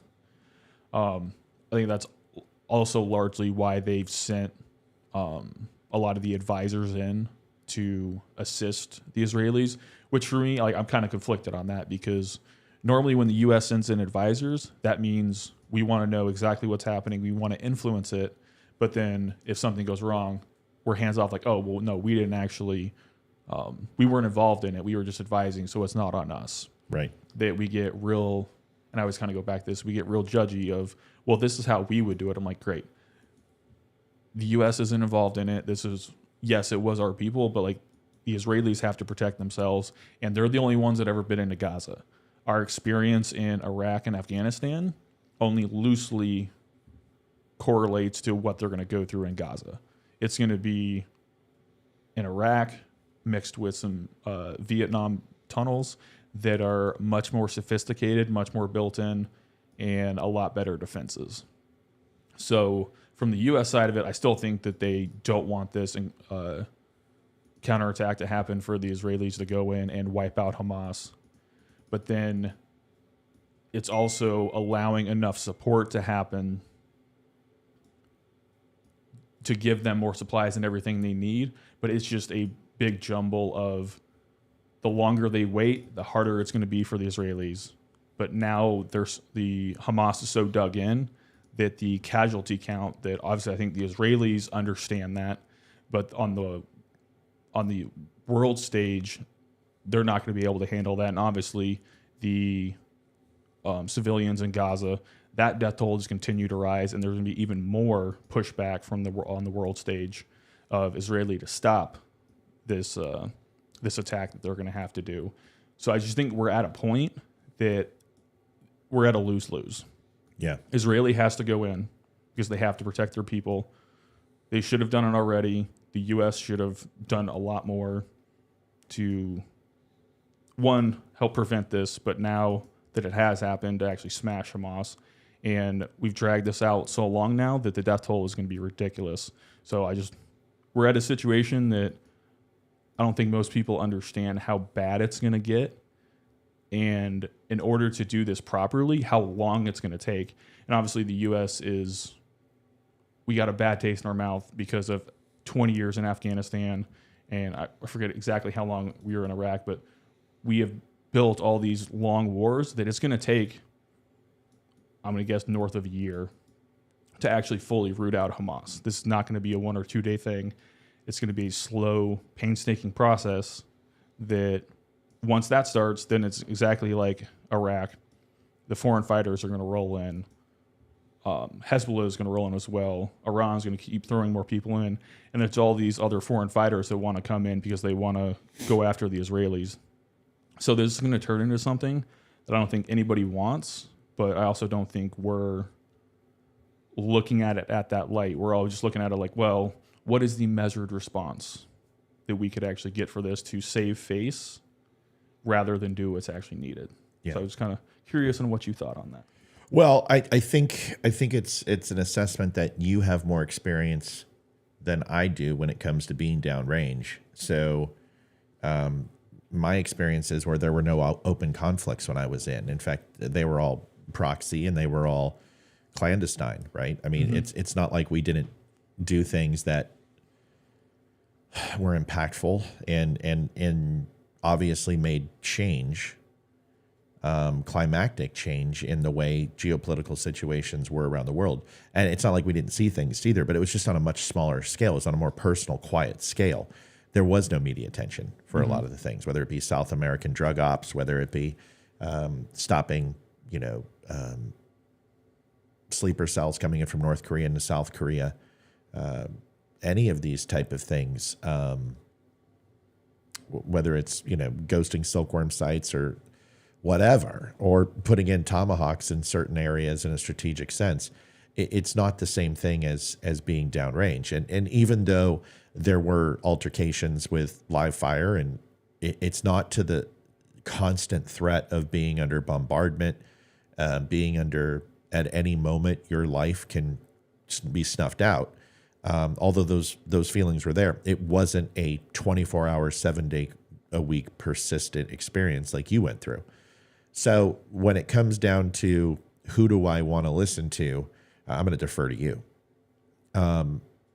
When I move to the next phase of that, which is what I do, is geopolitical analyzation and understanding logistics and understanding tendencies of governments, especially this area. I don't think Hamas is as strong as people think Hamas is. Mm-hmm. I've seen their tunnel systems. Most of them were destroyed in 2021. They've been rebuilt, but the intricacy is not there.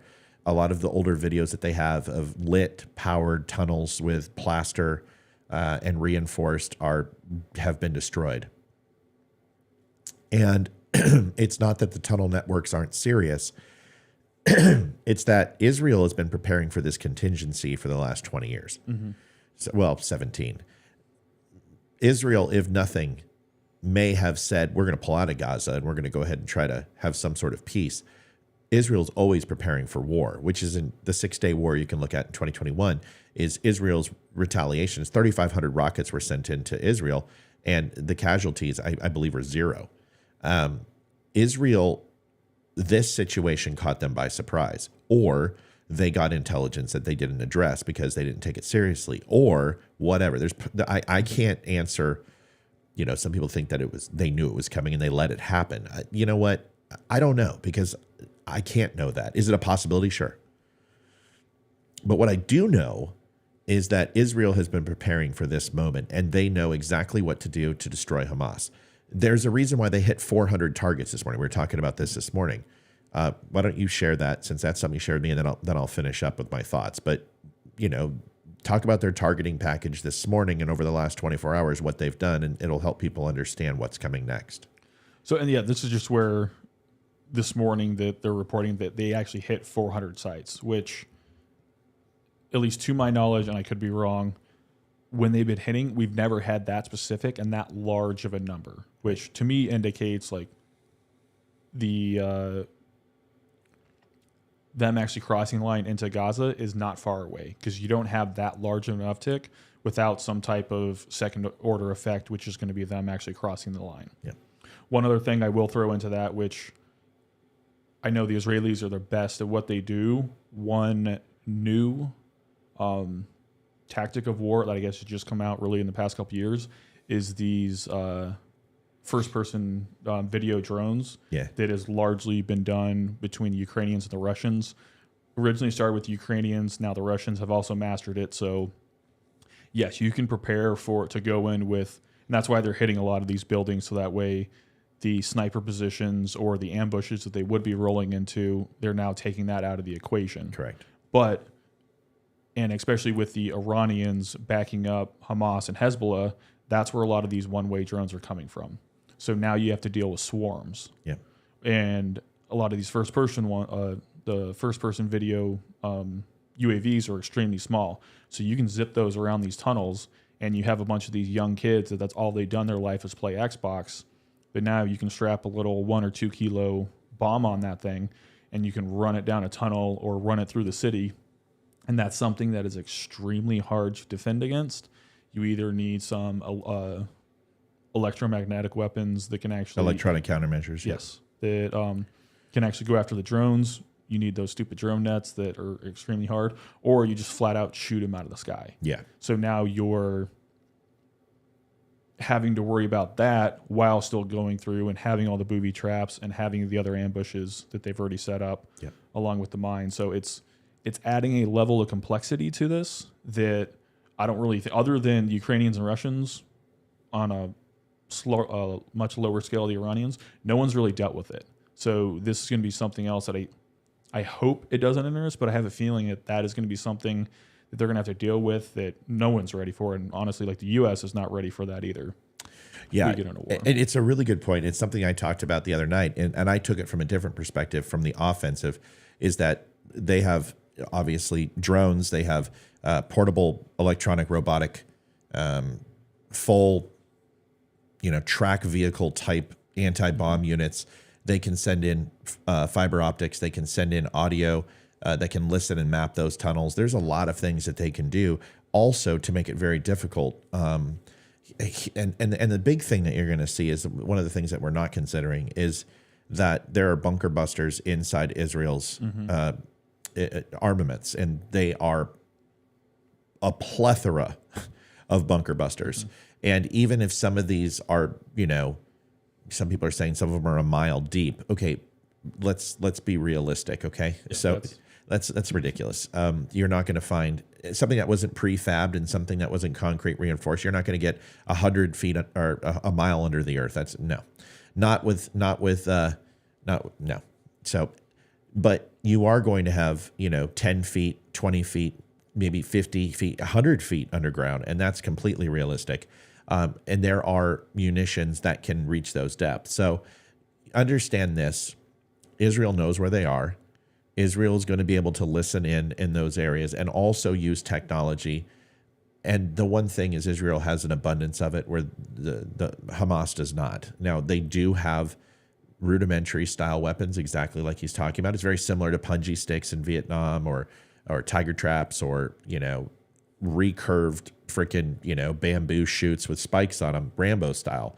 The Viet Cong were very good at using low-cost natural traps to slow down, to debilitate, and even kill U.S. soldiers. Hamas will be able to do the same thing. However, the countermeasures Israel has, and the thing is that they can go ahead and park an LVAP vehicle a mile away and put out a signal that ultimately disables not only cell phone technology, but any radio frequency, 2.4 gigahertz, 5.6 Bluetooth, Zigbee, or any military technology, which I can't mention, which would make drone flights impossible in that area. It's the same way that the FAA does it with our current drone systems. Now, there are ways for these things to be implemented, but you have to also understand that he's exactly right. Those are targets, right? Those are things that can be hit. So when you move an army in from one forward position and your left and right are bracketed by the sea and Syria, and you have to do a sweep to the south, a lot of people think it's just put as many people as you can on that line and just push. No, that's not the way it works. And you're going to have machine gun fire. You're going to have people who are doing skirmish battles. You're going to have Overwatch and snipers who are going to be targeting the people giving commands, whether it be communications or officers or everything else. So you're going to see a guerrilla warfare style here, and it's going to be slow. In the first beginning of most conflicts, people take miles, and then it's feet, and then it's inches. And then it's like Ukraine and Russia, where you draw the battle lines, and it can stay that way, status quo, for extended periods of time, up to a year, to 5 years, to 10 years. In the case of some wars, you never move an inch. So we need to understand that this isn't going to be a blitzkrieg. It's not going to be a 3-day war. This will take time for Israel to go in and do what they do. And then if you add Lebanon into it, that's a completely different complexity. So, Mike, let me switch the question to you. If you go ahead and enter Lebanon into this fight, once they step foot on the soil, that brings in the United States, right? Yes. Okay. And then once you bring in United States, you have a few other rules that have to be followed, which is United States will follow Geneva Convention. United States will follow a certain code of conduct and the unwritten rule of war. That's going to limit Jews to do what they need to do and Israel to do what they do. And unfortunately, it's going to get Jews killed. Yes. Your thoughts on that? Your thoughts on Lebanon, probability of that firing off within the next couple days? Okay, so I'm thinking of this kind of two different ways. In the perspective of Hamas, Hezbollah, and Iran, they want that because obviously they've seen the U.S. in Afghanistan and Iraq and now Syria. They know our entire playbook. They know how we fight. They know what we're going to do. And they have to look at the calculation of, do they want that in order to hinder the Israelis, which I think that answer is yes. Now, on the U.S. side, obviously, if Hezbollah goes in, yes, we would 100% go in, but I believe it's going to be limited to airstrikes and naval fire rather than putting boots on the ground. minus if a plane gets shot down and we have to go in and get some of our pilots, minus something like that. It's going to be largely air and naval. So obviously on the U.S. side, I don't think we want that. Once we get in, it's going to be really hard to pull out of it. And this administration has shown they don't want to start a war, but they're also backed into the corner knowing they have to support Israel. So on the Hamas side, yes, they want it because that's going to further pull back the Israelis to do what they need to do. But on the grander scale, the U.S. coming in, it's going to cause a lot more havoc on Hezbollah and Hamas, but it's something that I think that the calculus is there to do in order to hinder the Israelis, which they're probably more fearful of. So there's a couple things. Yeah, I would ask nicely that you don't link other stuff when my show's live in chat. The last thing we want to do is lose viewers by hot linking other sites. It's kind of like going over to dinner and you come on over for Thanksgiving and I have a turkey and I have some mashed potatoes and I have some collard greens and some corned beef hash and getting hungry and some canned cranberry and some crescent rolls, and then you walk in with a pizza. It's not polite. So please don't link stuff in my chat. If you want to talk about something, I appreciate that, but not acceptable. And the reason why is because it draws attention from what we're talking about. Susie Woods makes a comment, and then I want to talk about the election. I heard this same thing, and when I did research into it, I noticed the sources I found were linked to pro-Palestinian accounts. This told me this was biased and probably not true. Some sources obviously were repeating it, believe it is true. And with AI now, it can be easy to be deceived online. Can someone tell me what we're talking about? What specifically are we talking about? It's okay, Ann. Don't worry. I'm not mad at you. Just don't bring pizza to my turkey dinner. I know it's about Northrop Grumman, and I know the weapon system you're talking about. So trust me when I say this, that the one thing about these conflicts is experimental war machines will be used to identify what works and what doesn't. This is a playground for the military to kind of trial and error. So you will see technology that we've never used before. You can see high energy weapons absolutely hitting surface to air missile sites. Predominantly, you're talking 300,000 rockets Hezbollah and Lebanon have, and Hezbollah. That's a lot, and they can really wreak havoc on the Iron Dome. So there's some other technologies that I can't talk about and mention that can be used. But I did do a show on the Iron Beam and tried to help people. This would be a perfect example of the Iron Beam assisting the Iron Dome, but it's still not effective to that capability, but it can add a net of security. There's a lot of offensive weaponry that can be used that can take out mass quantities of rocket sites at once. So a whole bunch of experimental weaponry will be used, including a new service rifle by Sig Sauer, which has been authorized for the Marine Corps and the Army, along with a new handgun that will be the first time it's really been used. The 235 would be, I think, the first time it's been used in conflict. Maybe they got some in Afghanistan, but I don't know. Were you guys using the SIG? Oh, no, we had the Berettas, and really, if you carried that, might as well just throw the gun at the end of your other. What a piece of shit that try to shoot it. I hate that weapon. Yeah, but the SIG P235 is, I think it's standard military. It may not be the 235, might be the 335. I don't know what version it is, but Sig Sauer has the contract. So you're going to see new stuff come in. There's also some other things that you have no idea about that ultimately will be used, and this is that asymmetric warfare type unknown that can change the route of battle. And I'll tell you, Hamas isn't ready for us, and Lebanon's not ready for us, and they have no idea. We'll take out their command and control. It'll be Beirut 2.0, and you will not see boots on the ground. You'll see special forces come in and laze targets and hit targets and take high HVTs out of the equation. I don't imagine you're going to see the Marine Corps on ground. You might see a detachment on the border to help Israel, which will deter Lebanon and the Hezbollah terrorist group from attacking those areas, because they don't want to kill Americans, even though they want to. They don't want to. And it's just this. There's going to be a lot of politics in this, and there's going to be a lot of goose stepping around to see where we are. But this is not a good thing. So here's what I want to talk about. 3 years ago, I made a prediction, and I said that Joe Biden's presidency would be the worst president, and he would have a very similar administration to Jimmy Carter. Thank you. If you haven't watched that show, you might want to go watch it, because every single thing I said, from gas prices to food to inflation to world stability to the Middle East, would be the kind of the new Iran for Biden. China and Jimmy Carter, go look at what happened in China.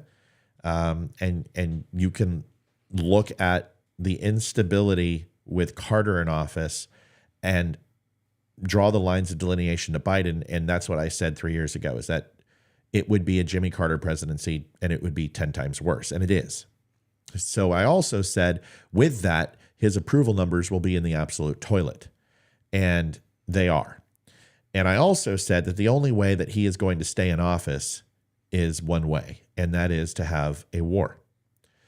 Because America does not change out its wartime president. It's only happened twice in the history of the presidency that we have taken a first-term president and removed them during open conflict. This is how Bush Jr. got an additional 4.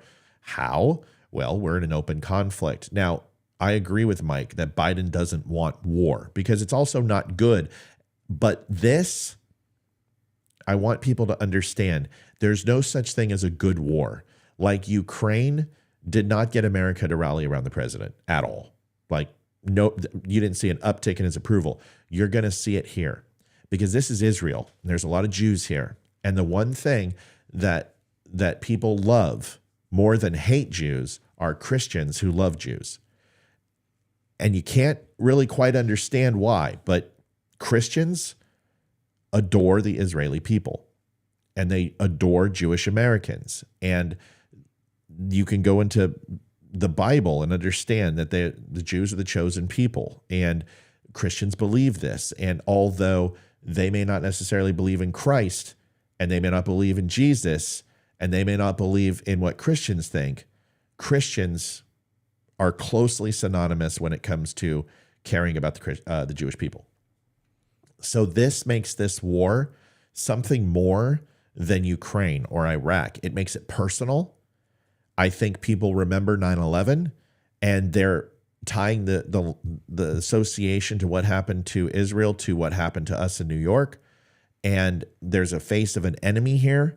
And as we hated ISIS and Al-Qaeda, they very much, America feels the same sentiment towards Hamas. And even though at the Afghanistan country and the people inside were not responsible for 9/11, the pro-terrorist groups that were there, we still attacked their country anyway. So I don't think that this is going to have a negative impact on Biden. I think this will have a positive impact on Biden, which scares me. Mike, now that I've put that out there, would like to get your thoughts, and you tell me what you think. Am I full of shit as a Christmas goose? Which we already know I am. Well, I guess my first thought on that is there's enough bad publicity, and the Democrat Party are coming out either as pro-Palestine, backing up Hamas, or just being fully silent on this whole issue until they're absolutely forced to. Is there enough infighting within the Democrats that, although yes, it may be a slight positive for Biden to show that, hey, I actually do care, I'm willing to actually show force, and I hate it when they use their red lines comment, because they've not actually held up any of them for the majority of their presidency and when he was VP. So although he's going to use this to run for a second term, are the Democrats going to allow him to use that because they are so polarized that they don't want to support the Jewish people? And that's where I just don't think that they will attempt to use it as a positive. I'm just hoping for the infighting in the Democrat Party that it's not going to allow it to get to a level that it's going to matter.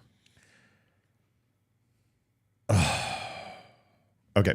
Let's expand on this, because I think this topic, they have an opinion. Mm-hmm. And I think it's a topic that is always a good one, because it's going to create some controversy.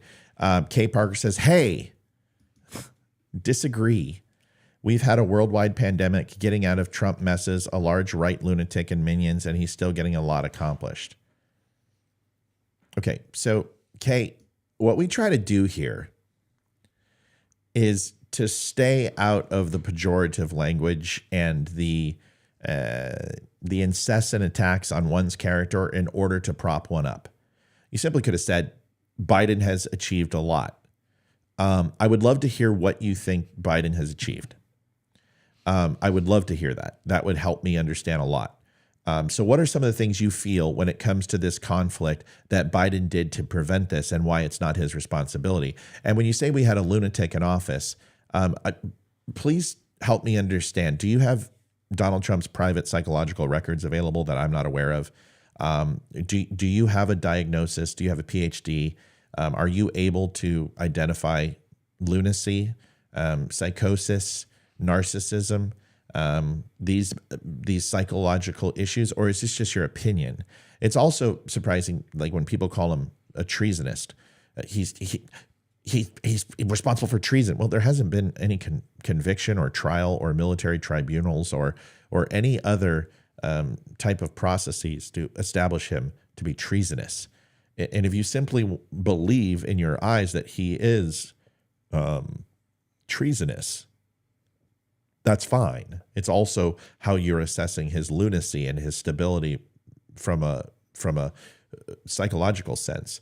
But with that comes a level of not being able to take you seriously, because just as much as you calling him a lunatic or being a person who perpetrated treason against the United States, it's not based on any merit. It's based on personal conjecture and opinion.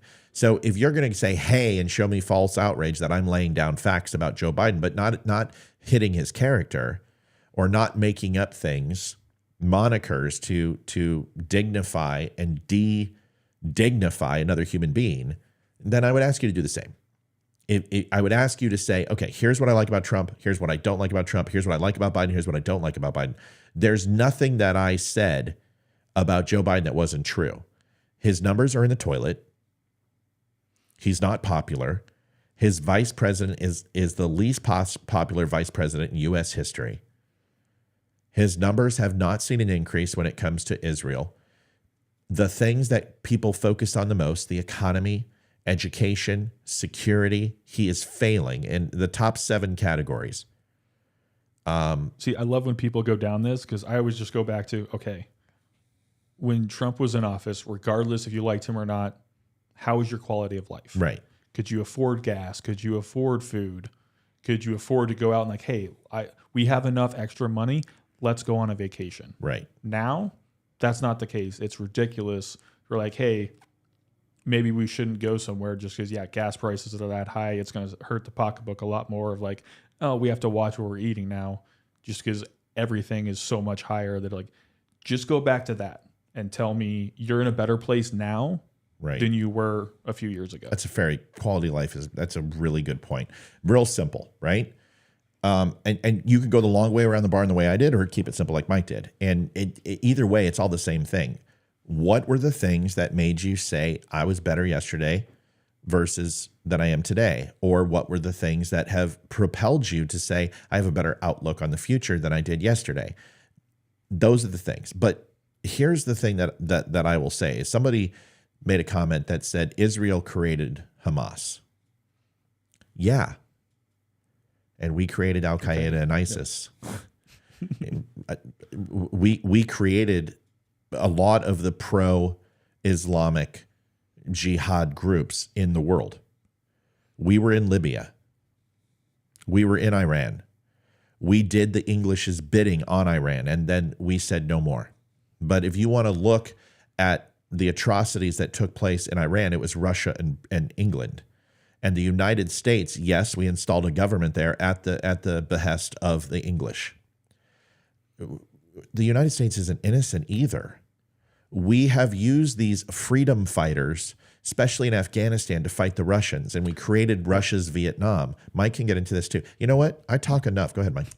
Do it. Well, no, it's one of those that every government is horrible at this. Like, we don't have the long game planned out, because all we wanted to do was stop communism.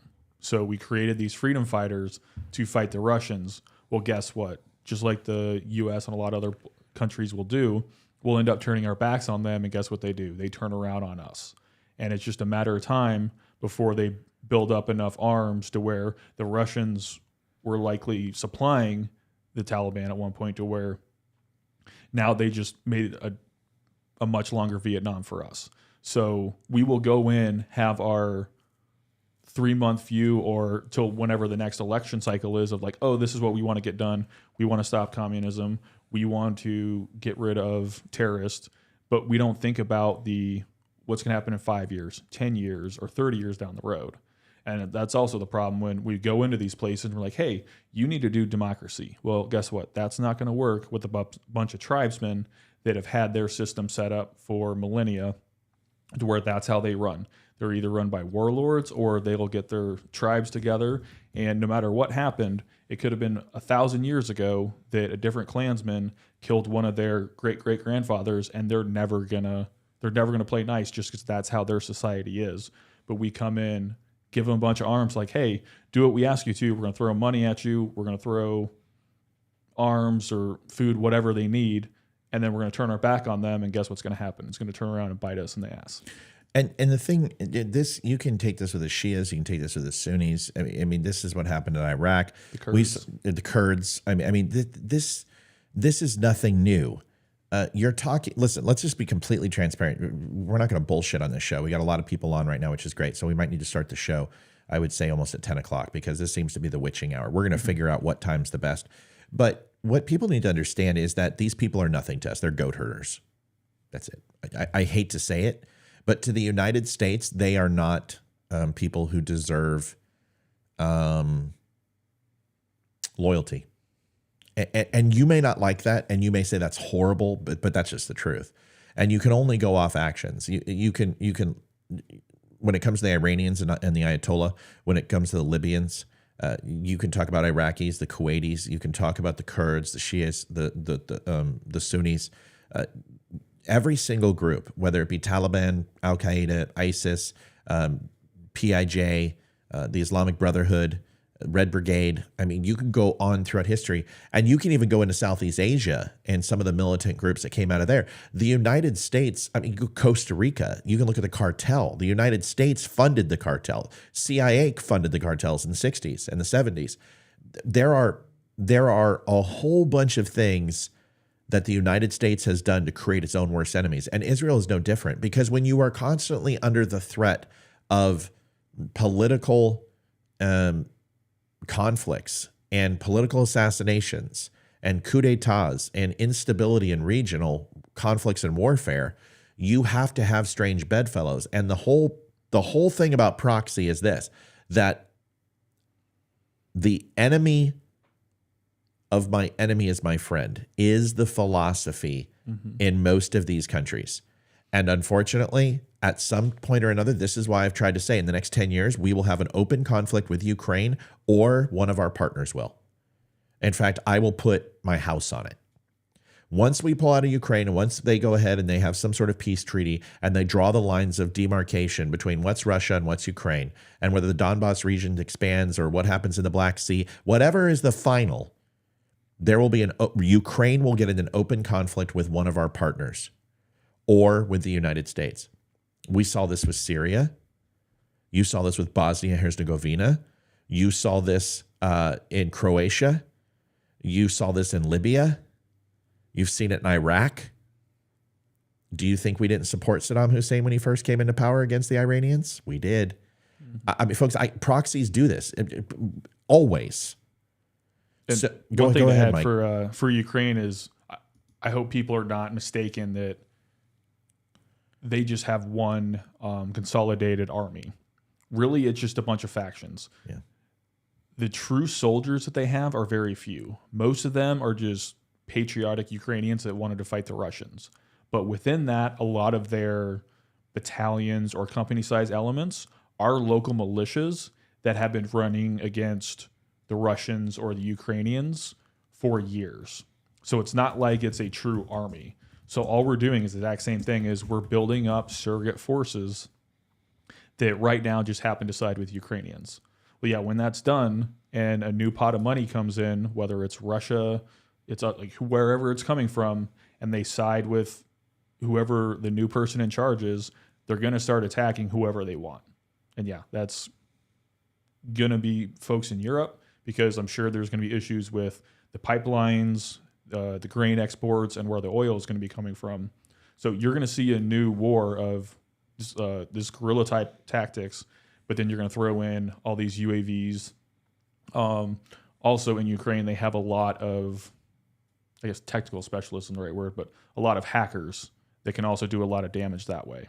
So like you're going to see a multifaceted guerrilla warfare that's going to, whenever this is done, which I think it's all basically, the lines are drawn now. It's just we're kind of kidding ourselves. Right. This is a standoff. Yeah, like they're done indefinitely. Now it's just peace treaty. Let's see who can go ahead and justify our defense budget more.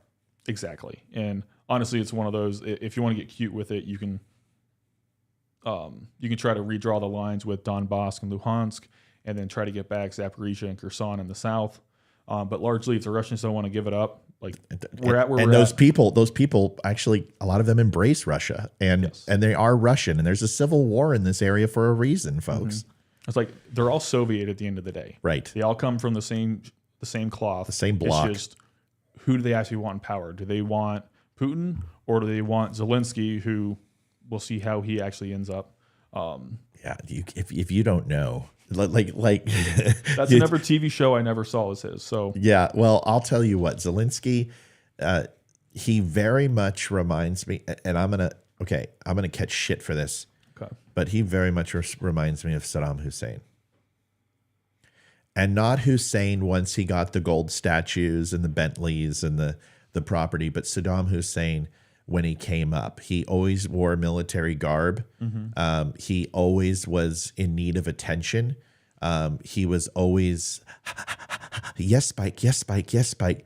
And then once he kind of got established and he became one of the strongest military presences in the Middle East, this guy went tyrannical and went fucking like, time to conquer, and let's get back to the days of old Persia and you know, Syria, Palestina, and conquer the entire Middle East. He killed indiscriminately. He killed anyone who he used, and had this. I don't know if it's narcissism, but it was all about him. It was a Napoleonic complex. And that's what made Saddam Hussein, in my opinion, a dangerous person, very much like Napoleon Bonaparte. And I would say Zelensky. I believe Zelensky is a narcissist. Anybody that says, I'm going to go to Israel, and people are like, who the fuck are you, dude? And why are you? No, we don't want you here. Go deal with Ukraine. I mean, he's been pushed off on the world stage. Saddam Hussein was, Napoleon was, the Japanese emperor was, Adolf Hitler was. These are people who were marginalized, who desperately need attention. He strikes me in that category, is that he needs attention. He needs to be the focus. And whenever he's not, he holds his breath and stomps his feet, and demands the attention of the American people and the American government. That bothers me. You might have a different outlook on him. I don't like Zelensky. I think Putin going into Ukraine is not a good thing for stability in the region. I believe it's a conflict that they need to solve, just like Crimea. If there are war crimes, then he obviously needs to be held into account. But when a dictator does dictatory things, why are you surprised? Exactly. He's a dictator. That's what they do. Your thoughts on Zelensky, and am I way off on his personality profile? Okay, so there's two things I'm going to hit here. Yeah, I know you are. I saw you flinch. So for Zelensky, I think he is using his TV background, and he stole social media. He was able to use all his acting skills at the right time, like you said, of wearing the military garb. He showed up at the correct places at the correct time to show his support to the locals, whether it was Bucha, down in Kherson, or Kivri, where he's from. He knew when to show up to garner that support. Right. And I think one of the best things that he did was not actually leave Ukraine when the U.S. asked, because he he made himself a modern day Churchill, not in the sense of the tactics, but in the sense of And not being a blooming alcoholic. yes. Well, I don't know. I don't know if drinking Churchill. Oh yeah, I read the Churchill Chronicles. He drank a little bit, but go ahead. it happens, but it's one of those. He did all the right things in order to get what he needed. Yeah. To fight the war. Yeah. Which kudos for that for your people, but it's one of those. I'm going to reserve judgment on where he's going to go. I can see some tendencies where I can see what you're saying, but I'm still going to hold out hope that hopefully he's going to go the right way. He may not. We'll see. What you were saying just for kind of Ukraine and Russia at large, I look at more as a Marine. Tell me who we're fighting, where we're going, but what I want is either go all the way in or don't get in at all. The U.S. is known for, and I say we go in 10%. Yeah. So for Ukraine, we gave a little bit. We see what they're doing. We'll give a little bit more. We'll see what they're doing. If we would have went all in at the beginning, this could have been a 6-month war, but we won't do it. Same thing. Like, I hope it's not the same thing for Israel, but it can't be. We're moving all the correct pieces in there, but it's one of those, we could go all in, smash Hamas, smash Hezbollah, and this could be over very quickly, but we're not going to do it. So, excuse me. We go 10% in all the time. We did in Iraq. We did in Afghanistan. They don't allow us to do what we actually need to get rid of the threat. Like, we don't fight like World War II anymore. And that's what you would need for a lot of these places. Yeah, dude. So yeah, I'm a little less dead set on yes, we should or yes, we shouldn't. You tell me where we need to go, but take the handcuffs off and allow us to do what we need to do and get out of our way. If you're not going to do it, don't send us in. Well, listen, I'm not comparing Zelensky with Adolf Hitler. Fair. But I am comparing him that he is a showman, that he is, no one can deny that Adolf Hitler was charismatic. You don't get an entire population of people that say, let's gas people, let's pull out their teeth and use their gold teeth for money. Let's go ahead and burn them alive. And let's go ahead and just turn on an entire group of people. You don't do that unless you're extremely fucking charismatic. I don't care. You may be evil and demented and sick and twisted, but he obviously was able to sell his point. Napoleon was the same way. Extremely charismatic, extremely petulant in his design if he didn't get his way. Saddam Hussein was the same way. And when he didn't, he took it out on the people who may not have supported him with a full-throated defense. We've seen Ukraine kind of throw the same temper tantrums. When he stood up in front of a monitor and he literally had a shopping list of weapon systems with the schematics behind him and blueprints, and every time, Hong SS or whatever, and he would go ahead and show all these and request ammunition, AAA, cannons, rockets, armaments, weapon systems, 60 cal, 50 cal, M60s, M50s, and literally the slide just kept going by, and every time we need to have these type of fighters, F1 Tornadoes, and I'm like, you ostentatious little prick. I've never seen. I mean, it was just ridiculous. It was like something out of a CIA video, gun running, or Operation Fast and Furious down to Mexico. You got these guys that are just like asking for it. How he, turned this into an American saving democracy for the region. Democracy's never been successful in Russia. It never will be successful in Russia. Let me flip the script on you. All right, go ahead. If you were Zelensky, you just got invaded by Russia. Yeah. What would you do in order to actually get the support and munitions you need to stop Russia? I don't know. You're the fourth highest grossing country with the most natural resources and the ability to have a strong economy. I would have stopped the corruption in my own government. I would have enforced the laws in the country. I wouldn't have went ahead and continued a civil war with Russia, and I would have cut off the part of my country that was going to create this and create a buffer zone, a 50-mile demarcation line between Russia and Ukraine. I wouldn't have talked about NATO. I wouldn't have drawn myself attention to be the only country that was the escape for Russia.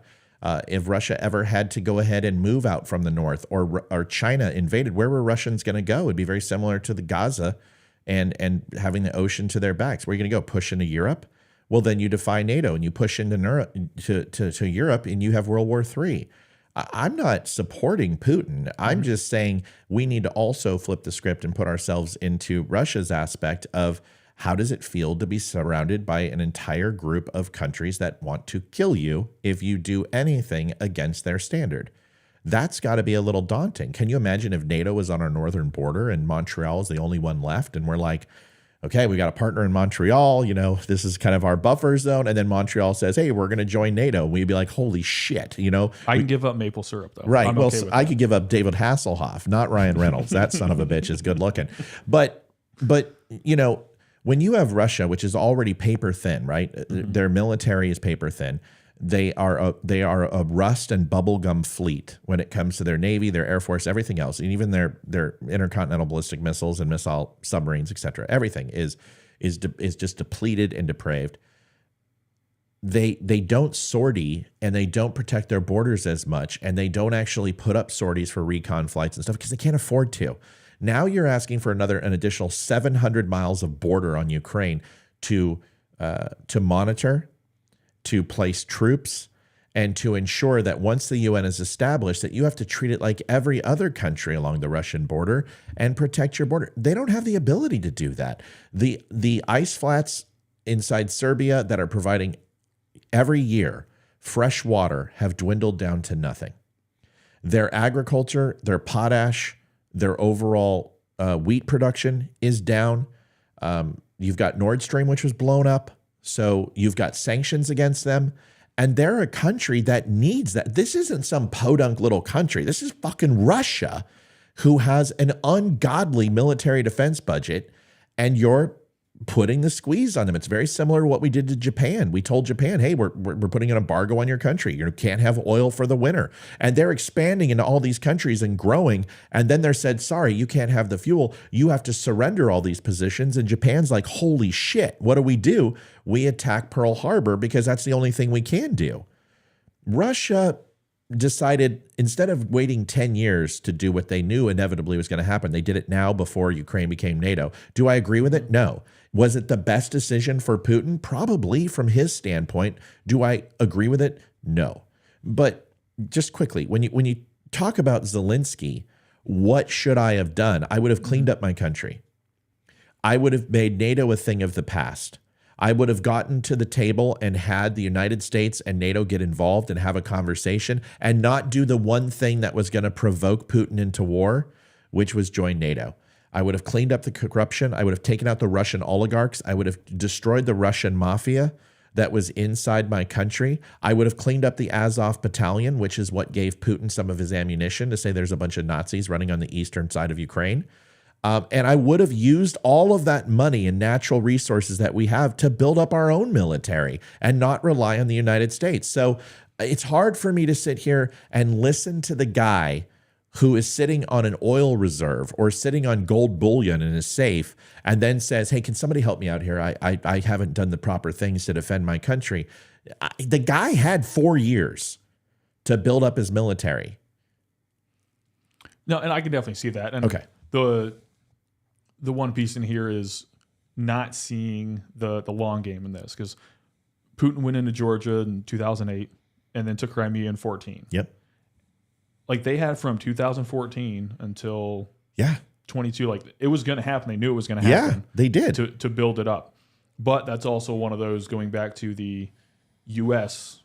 not seeing the long game of, if we truly wanted to build up and build that relationship, we had the time to do it and we didn't. Yeah. So if we didn't do it, then whether you wanted to go in or not, like, we made the choice. Now what we normally do is we react to things. We don't prepare for anything. That we could have done things to either slow this or deterred it, and we didn't. Yeah. So again, it's one of those, like, I'm kind of look at it more in the Marine sense of, you want me to go in, cool, pull off the cuffs, but the U.S. is horrible at looking at the long game past every 2 to 4 years of an election cycle of there's a lot of things that we could have prevented, and we didn't do it. So that should have told you something of if we should have won in or not. But whose responsibility it is to protect their country? It's the president. The president of that country. Yep. Listen, I always hear, well, the U.S. didn't foresee this. It's not the fucking U.S.'s responsibility to protect Ukraine. We've got to stop being the world police. You know, the one thing I heard, and I'm not yelling at you, I'm yelling at the dialogue. But when you hear people go, well, how did the U.S. miss what happened in Israel? Well, wait a second. Mossad is one of the strongest, and Amman are two of the strongest intelligence agencies on the planet. Mm-hmm. They are right up there with CIA and MI6 and the NSA, the NRO, et cetera, et cetera.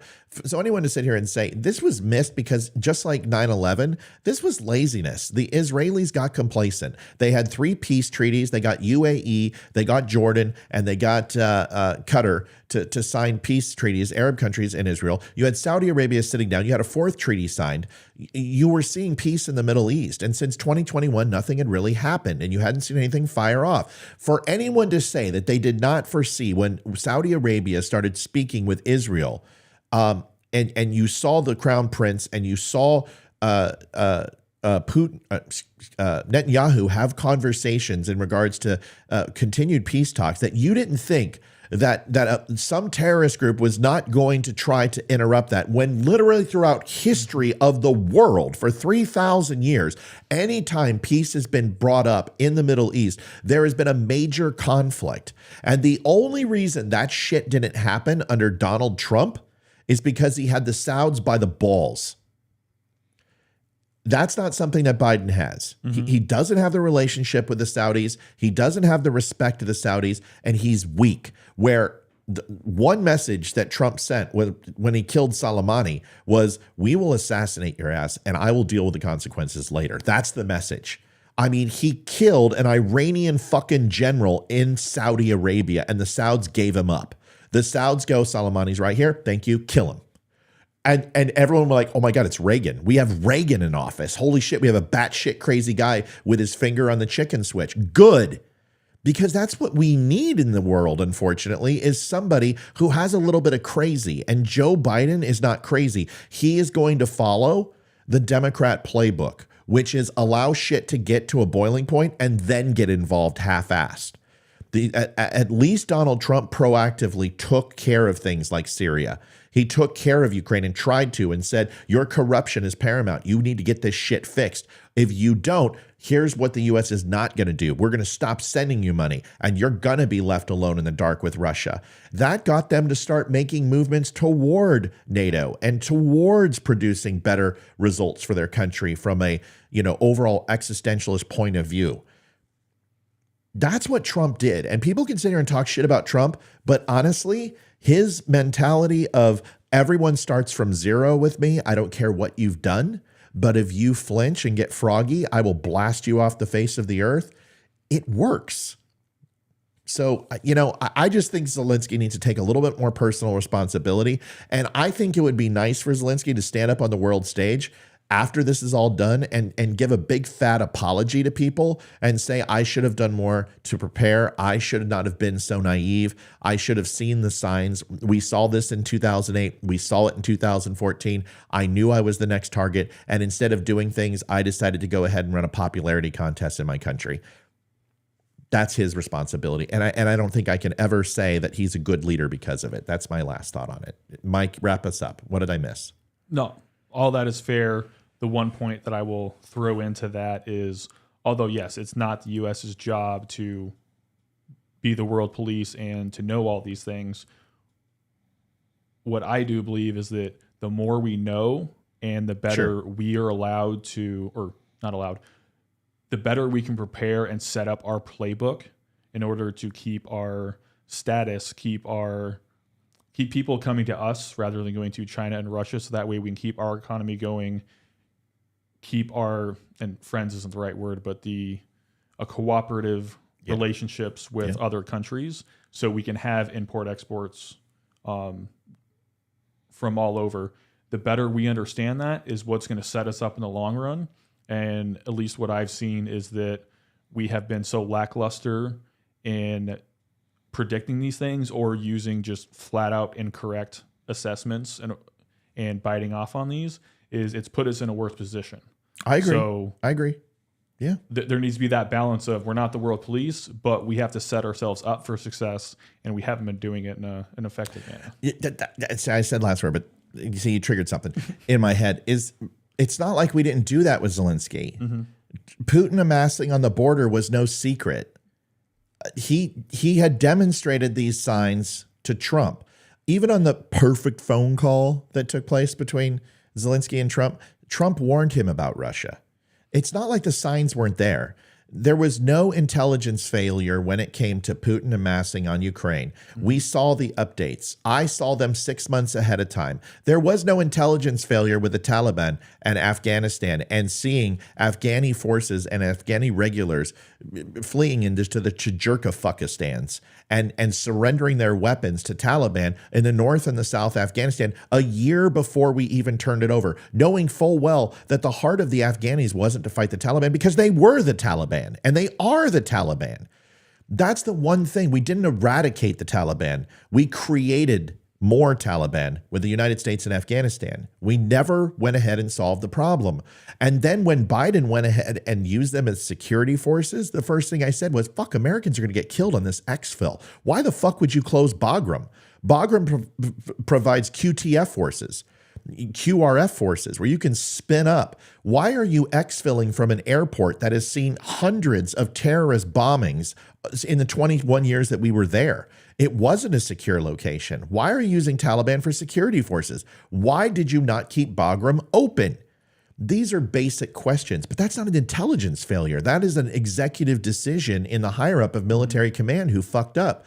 Now, as far as Israel and as far as Hamas, honestly, I think we kept the fucking eye off the ball. I think we stopped looking at it. That's my personal. We got so focused on Ukraine and Europe that we remembered the number one place in the world, the number one hotspot where everything seems to start in the last 35, 40 years is in the Middle East. It's the Poland of World War I and World War II. And we took our eye off the ball. Is that an intelligence failure? Oh, 100%. And at least it's been the last, I'm going to say 4 to 5 years that the U.S. has drastically deprioritized just terrorism in general across the entire government. Yeah. So it's one, we have so much data coming in, you're deprioritizing it, you don't have the people or technology in order to look at everything to find all these threats. So it's a combination of a lot of things. Yeah. Well, it's a great discussion. I appreciate it. I'm going to wrap up with one thing, and then we're going to get you out of here. Did you have a hard stop at 11? No, I'm good. Just go. Okay. Go for it. So there was one video. Oh, God, her again. Oh, we're not going to put her up at all. There was a Twitter video I wanted to show you, and then we'll pop smoke. And good show this morning. This is what I want. This is the conversations that I'm looking for, because and I appreciate your contributions today. You're getting comfortable. I love that. And that'll just continue. And that's good. I can't wait. I had my crayons this morning, so I'm feeling a little froggy. I can't wait for our first fight. So, They're using so this is interesting. This is Sarah Huckabee Sanders. And listen, I like Sarah. I think she's a fantastic person. I think she's smart. I think Democrats are dicks because they focused on her looks and all they did was make fun of her. And it shows you how shallow and weak-willed they are. I mean, and we could be focused on, I almost said it. We could focus on Carrot Top and buckwheat all day long if you want to. So Circle back around. Can we circle back around? But we're not going to. You see how mean it is. You see how cruel it is. So you know what? Sarah Huckabee was not blessed with the greatest facial features or eyes that necessarily aligned. And you know what? I think it makes you shallow, and I think it makes you weak-willed, and I think it exposes Democrats that they truly do care about looks. They truly do care about skin color. They truly do care about what's in between your legs, even though they say they don't. That's the only thing they care about. And I thought she got a disservice. I thought she was a great press secretary. I thought she answered the questions correctly. I thought Donald Trump did not give her everything she needed to be successful, and she still came out looking pretty damn good. I don't know. I want your opinion. Mike, I'm going to give it to you first. You watch this and you tell me what you think, and then we can all kumbaya. Okay. Oh, and we're not on Spreely TV. Folks, Spreely hasn't launched completely 100% across the board. They are in a rollout phase, rebranding, recreating their apps. And even though we were on last night, for some reason, the signal did not go through. We're going to fix that, and we'll talk to Terry, and we'll find out why. But here you go. Watch this and tell me what you think. Defend our girls across the state. They're using nonsense words to erase women and girls, and more importantly, to erase our voices and our experiences. Today, we're taking a stand against woke nonsense. What frankly started as a fad among a few grad students has seeped down into corporations, the healthcare industry, and increasingly state government. It's demeaning to women, and it needs to stop. In a moment, I'll sign an executive order banning a number of all sorts of ridiculous words from state government documents. Those include words like pregnant people, laboring person, birth giver, and several other nonsense terms that have cropped up in recent years. Some on the left will accuse us of being nitpicky, that Arkansas should just lay down and accept the cultural revolution without to defend our girls across the state. They're using nonsense words to erase women and girls. Where do you start with this one? Well, I call it postmodernistic feminista. That's what I call this whole movement of woke and, men can be women and women can, people call it, it's woke and shit. I just call it postmodernistic feminista. And all it's saying is that instead of living in the modern society, the Ozzie and Harriet, the nuclear family, that there you have this postmodernistic vision of society where people shed the manacles of societal norms and create their own new identity. It's bullshit, right? Mm-hmm. It's first and second wave feminism without a purpose, which was the third and fourth wave of feminism, which was hate men. And that's all it was. The first and second wave, I'm all for it. I think I'm a feminist. I'm a guy and I'm a feminist. I believe women should have equal rights. I believe that they should go ahead and vote. I think that they should cook us the best dinner on the planet. Just kidding. So, but the third and fourth wave, I don't. And this whole new thing about, birthing bearer and, birthing person. And I don't agree with it either. But here's Mike with a different thought process on it, because I know it's different, but the same. This is one of the first thing I hate, that we're at the point that we have to start banning words. Right. It's like there's free speech for a reason. You don't have to agree to it.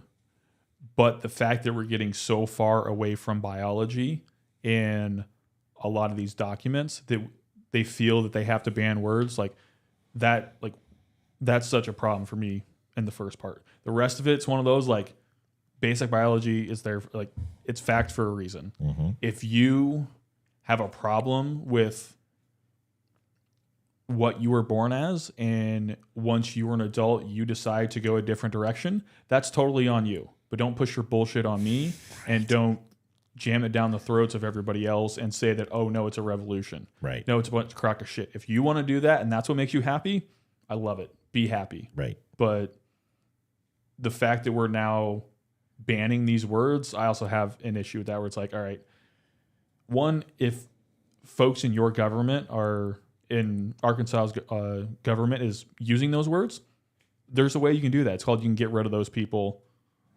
But the fact that we have to ban them, it's all right, let's rethink this a little bit. Yeah. We do not disagree in the least, which is great. Expanding just a tiny bit is, language is important. And let's just say this, okay? What if they decided to go ahead and classify in the government and justify rumors, which is calling a woman who slept with Bill and slept with Bob in one annual event, and they started calling her a floozy? Would we go ahead and accept that? What if she slept with 4 people and then we dignify her as a whore? Is that acceptable? No. Okay, so we admit that some language is not acceptable in the workplace, right? Yeah. That's fair. Like if someone wants to drop an N-bomb, or someone wants to call somebody from an Arab country a camel jockey, okay? That's wrong. It's not acceptable in a civilized society to trivialize a person based on their race, color, creed, or sexual disposition. We've established that, maybe not in societal norms, but certainly in the workplace, and you are being paid to do a job. I don't consider taking those words out of government buildings to be censorship.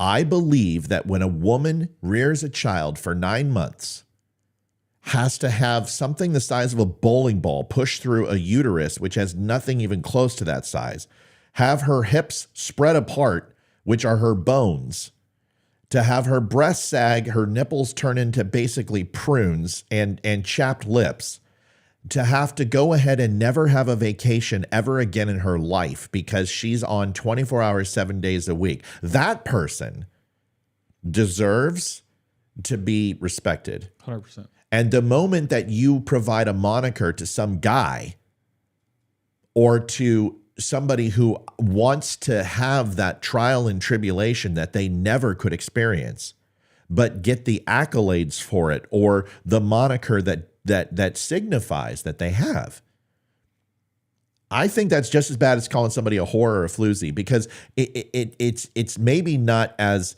a poignant of an attack, but it's still an attack on somebody's character. And I put it in the lines of stolen valor. You didn't do that work. You don't get to claim that work. And I'm not going to go ahead and allow certain words to give you that title or that mantra when you didn't earn it. I think it's different in government. I think government sets a precedent. I think they're constantly on the podium. I think when they go ahead and they embrace things, it turns into policy. And I think that's the worst possible thing. I'm with you when we first started, and I just talked myself out of it. I think it's not censorship. It's good policy, and the government has a responsibility to not lend credence to nonsense. I want you to counter that. Go ahead. Say something else. No, I 100% agree with that. I just like it in the fact that rather than going after the words, like, you go after the people that are even allowing them to that are putting those words in the documents. And like, if this is how you're going to act, if this is the way that you are going to do these documents, like, then this is not the place for you. You need to go find somewhere that this is acceptable, because it's not here. But instead of doing that, they're allowing those people to stay, which this is going to keep coming up. It's going to keep being an issue. And all you're doing is taking out a few words that, guess what, they're still going to use anyway. It's not going to really change anything. Yeah, Kay has a good point, and we're going to read it off. Kay says, and she knows, she lives there. And even though Kay and I don't always agree, she says, Huckabee is governing badly, taking funds from public schools to give vouchers for private schools. That's not governing. That's awesome. Good for her. Do it again. Throwing a huge portion of low-income people off medical insurance assistance. Does it have to do with drug testing? Because good. Trying to gut our FOIA.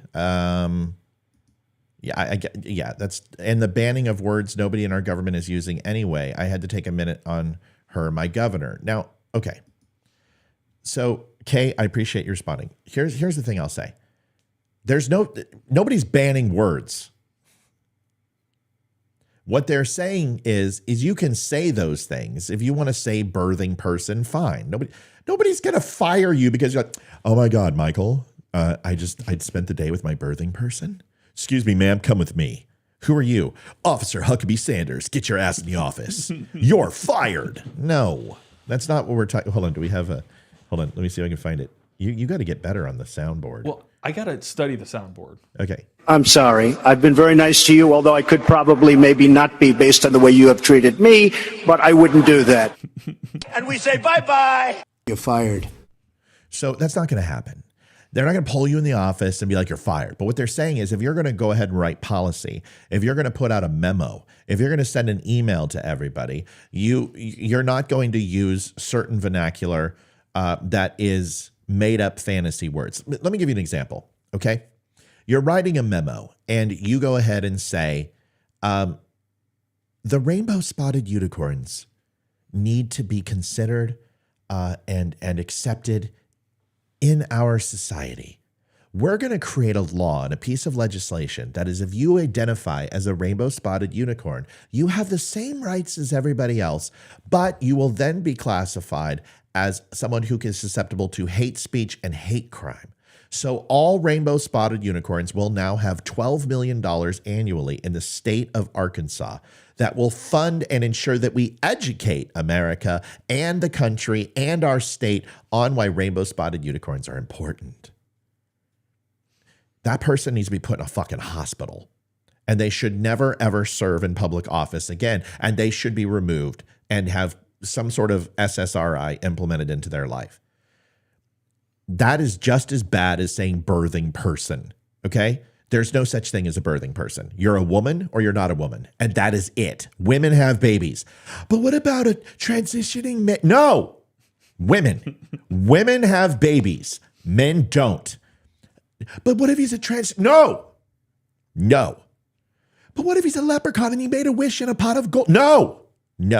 Men, women, babies, women, men, no. It's not complicated. So when you go ahead and create these fantastical wishes upon a star, it's not reality. And Sarah Huckabee is saying, in our role as government officials, we are not going to focus on this shit.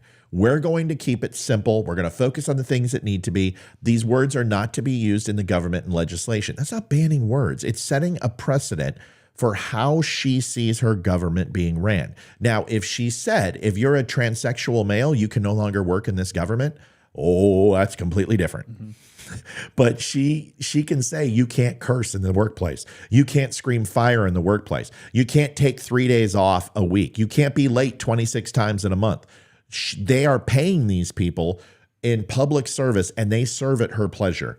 That is not censorship, in my opinion. And although I think we should focus on bigger things, I don't see this as a problem. Well, all I know is election has consequences. So know who you're voting for and what you're voting for. Yeah, and if you don't like the way that Sarah Huckabee Sanders is running the state, then vote her out. But it couldn't have been any worse than it already was. No offense. Folks, that's the Don't Unfriend Me show with Mike and Matt. Mike, we always do 1 minute of parting ideas. We actually started off a little slow this morning, and then we crushed it. Rumble, we had 46 to 50 on consistently. We pushed 175, 180 at our high. Spreely did not post, so I'll have to figure out why and get with Terry. We had a good YouTube interaction. It was pretty decent morning, so it's nice to see. Let me ask everybody real quick before we pop smoke. Mm-hmm. We need to flip the cameras, because when I look at you and you look at me, we're looking opposite. Here, hold on. Let me see if I can do this right. Do you want to lock eyes? Well, I do, but I want people to see that we're locking eyes. So what we do? Oh, there we go. Yeah, see, there we go. So much better. It's like, yeah, but then I've got an inferiority complex because I'm in number 2 position and you're in number 1, and we can't have that. So we're gonna have to flip seats. No, I'm kidding. So here's the question. For the time frame, 9 o'clock seemed to be too early to me. I think 9 o'clock was too early. I would like to get your thoughts. How do you guys feel? It's 9 o'clock too early? Do you think we should do 10? Because 10, it got super busy. I know Benny came on at 11 and we didn't see a drop. So that's good. Mm-hmm. So let me see. Love the morning format. Mike is a great addition. Yeah, we okay. I mean, Matt's got an eye for talent. I do. 9 to 12, 3 hours. No, we're not doing 3 hours. We're 2 hours. Like, this is super too long. Like an hour and a half hour would be good. 9 is too late. It's 9 o'clock. Matt, Avs going to the Cup this year. I don't talk about hockey. I don't talk about hockey during the year. It's always positive. Like, the Avs are doing well. That's great to see. Glad the Golden Knights are undefeated. Boston Bruins can keep it up. Edmonton's having a rough start. I will not talk shit during the year. It's a curse. So no, I will not talk about hockey. Okay, so let's do this. We're going to try 10 o'clock next time. See how it feels. We're going to do just a tip just to see how it feels. Mike, give me... It never starts with that. It never ends with that. You know what it ends with? No! Stop! Don't do that ever again. It was just a back rub, I swear. Not unless I'm drunk. Okay, 10 o'clock is a good start, sounds like, to everybody. Okay. Mike, you get 1 minute. and then I'll do my minute, and then we're done. I'll say I think this has been an awesome day. We went from our nerd side, got that started a little bit, talked a good amount about Israel, then Russia. Not our first. We didn't have our first fight. We still got to wait for that, but we're getting there. I don't even know if it will be that way. I think what's important to me is a mutual exchange of ideas, and even disagreement is fine. But who cares?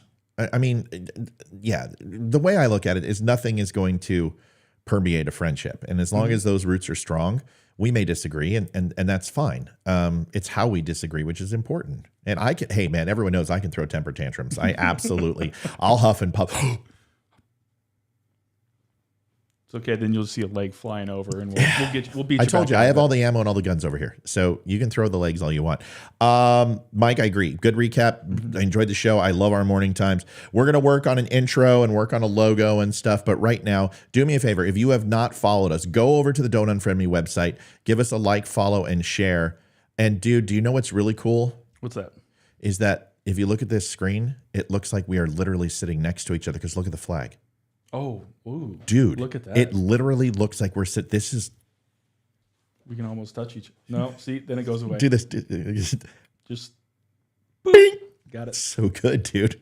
We can touch tips. This is great. Folks, thanks for joining the Don't Unfriend Me show. We'll see you tomorrow night. We'll have a recorded show Wednesday. We'll be live at, Mike will not be here. He's got hockey. And we'll see you guys Thursday. Yeah, see you guys Thursday morning. And then Friday, we'll have a recorded show. Spreely.tv. You can go over there. We'll be, in the next couple of weeks, rolled out. Appreciate everybody. Thanks for watching the Don't Unfriend Me show. We'll see you tomorrow. Let's go out like... we got to go out like this again. You got to pull the finger. See if we can line up. It's so good, dude. Good night, everybody. All right, see ya. We'll see you.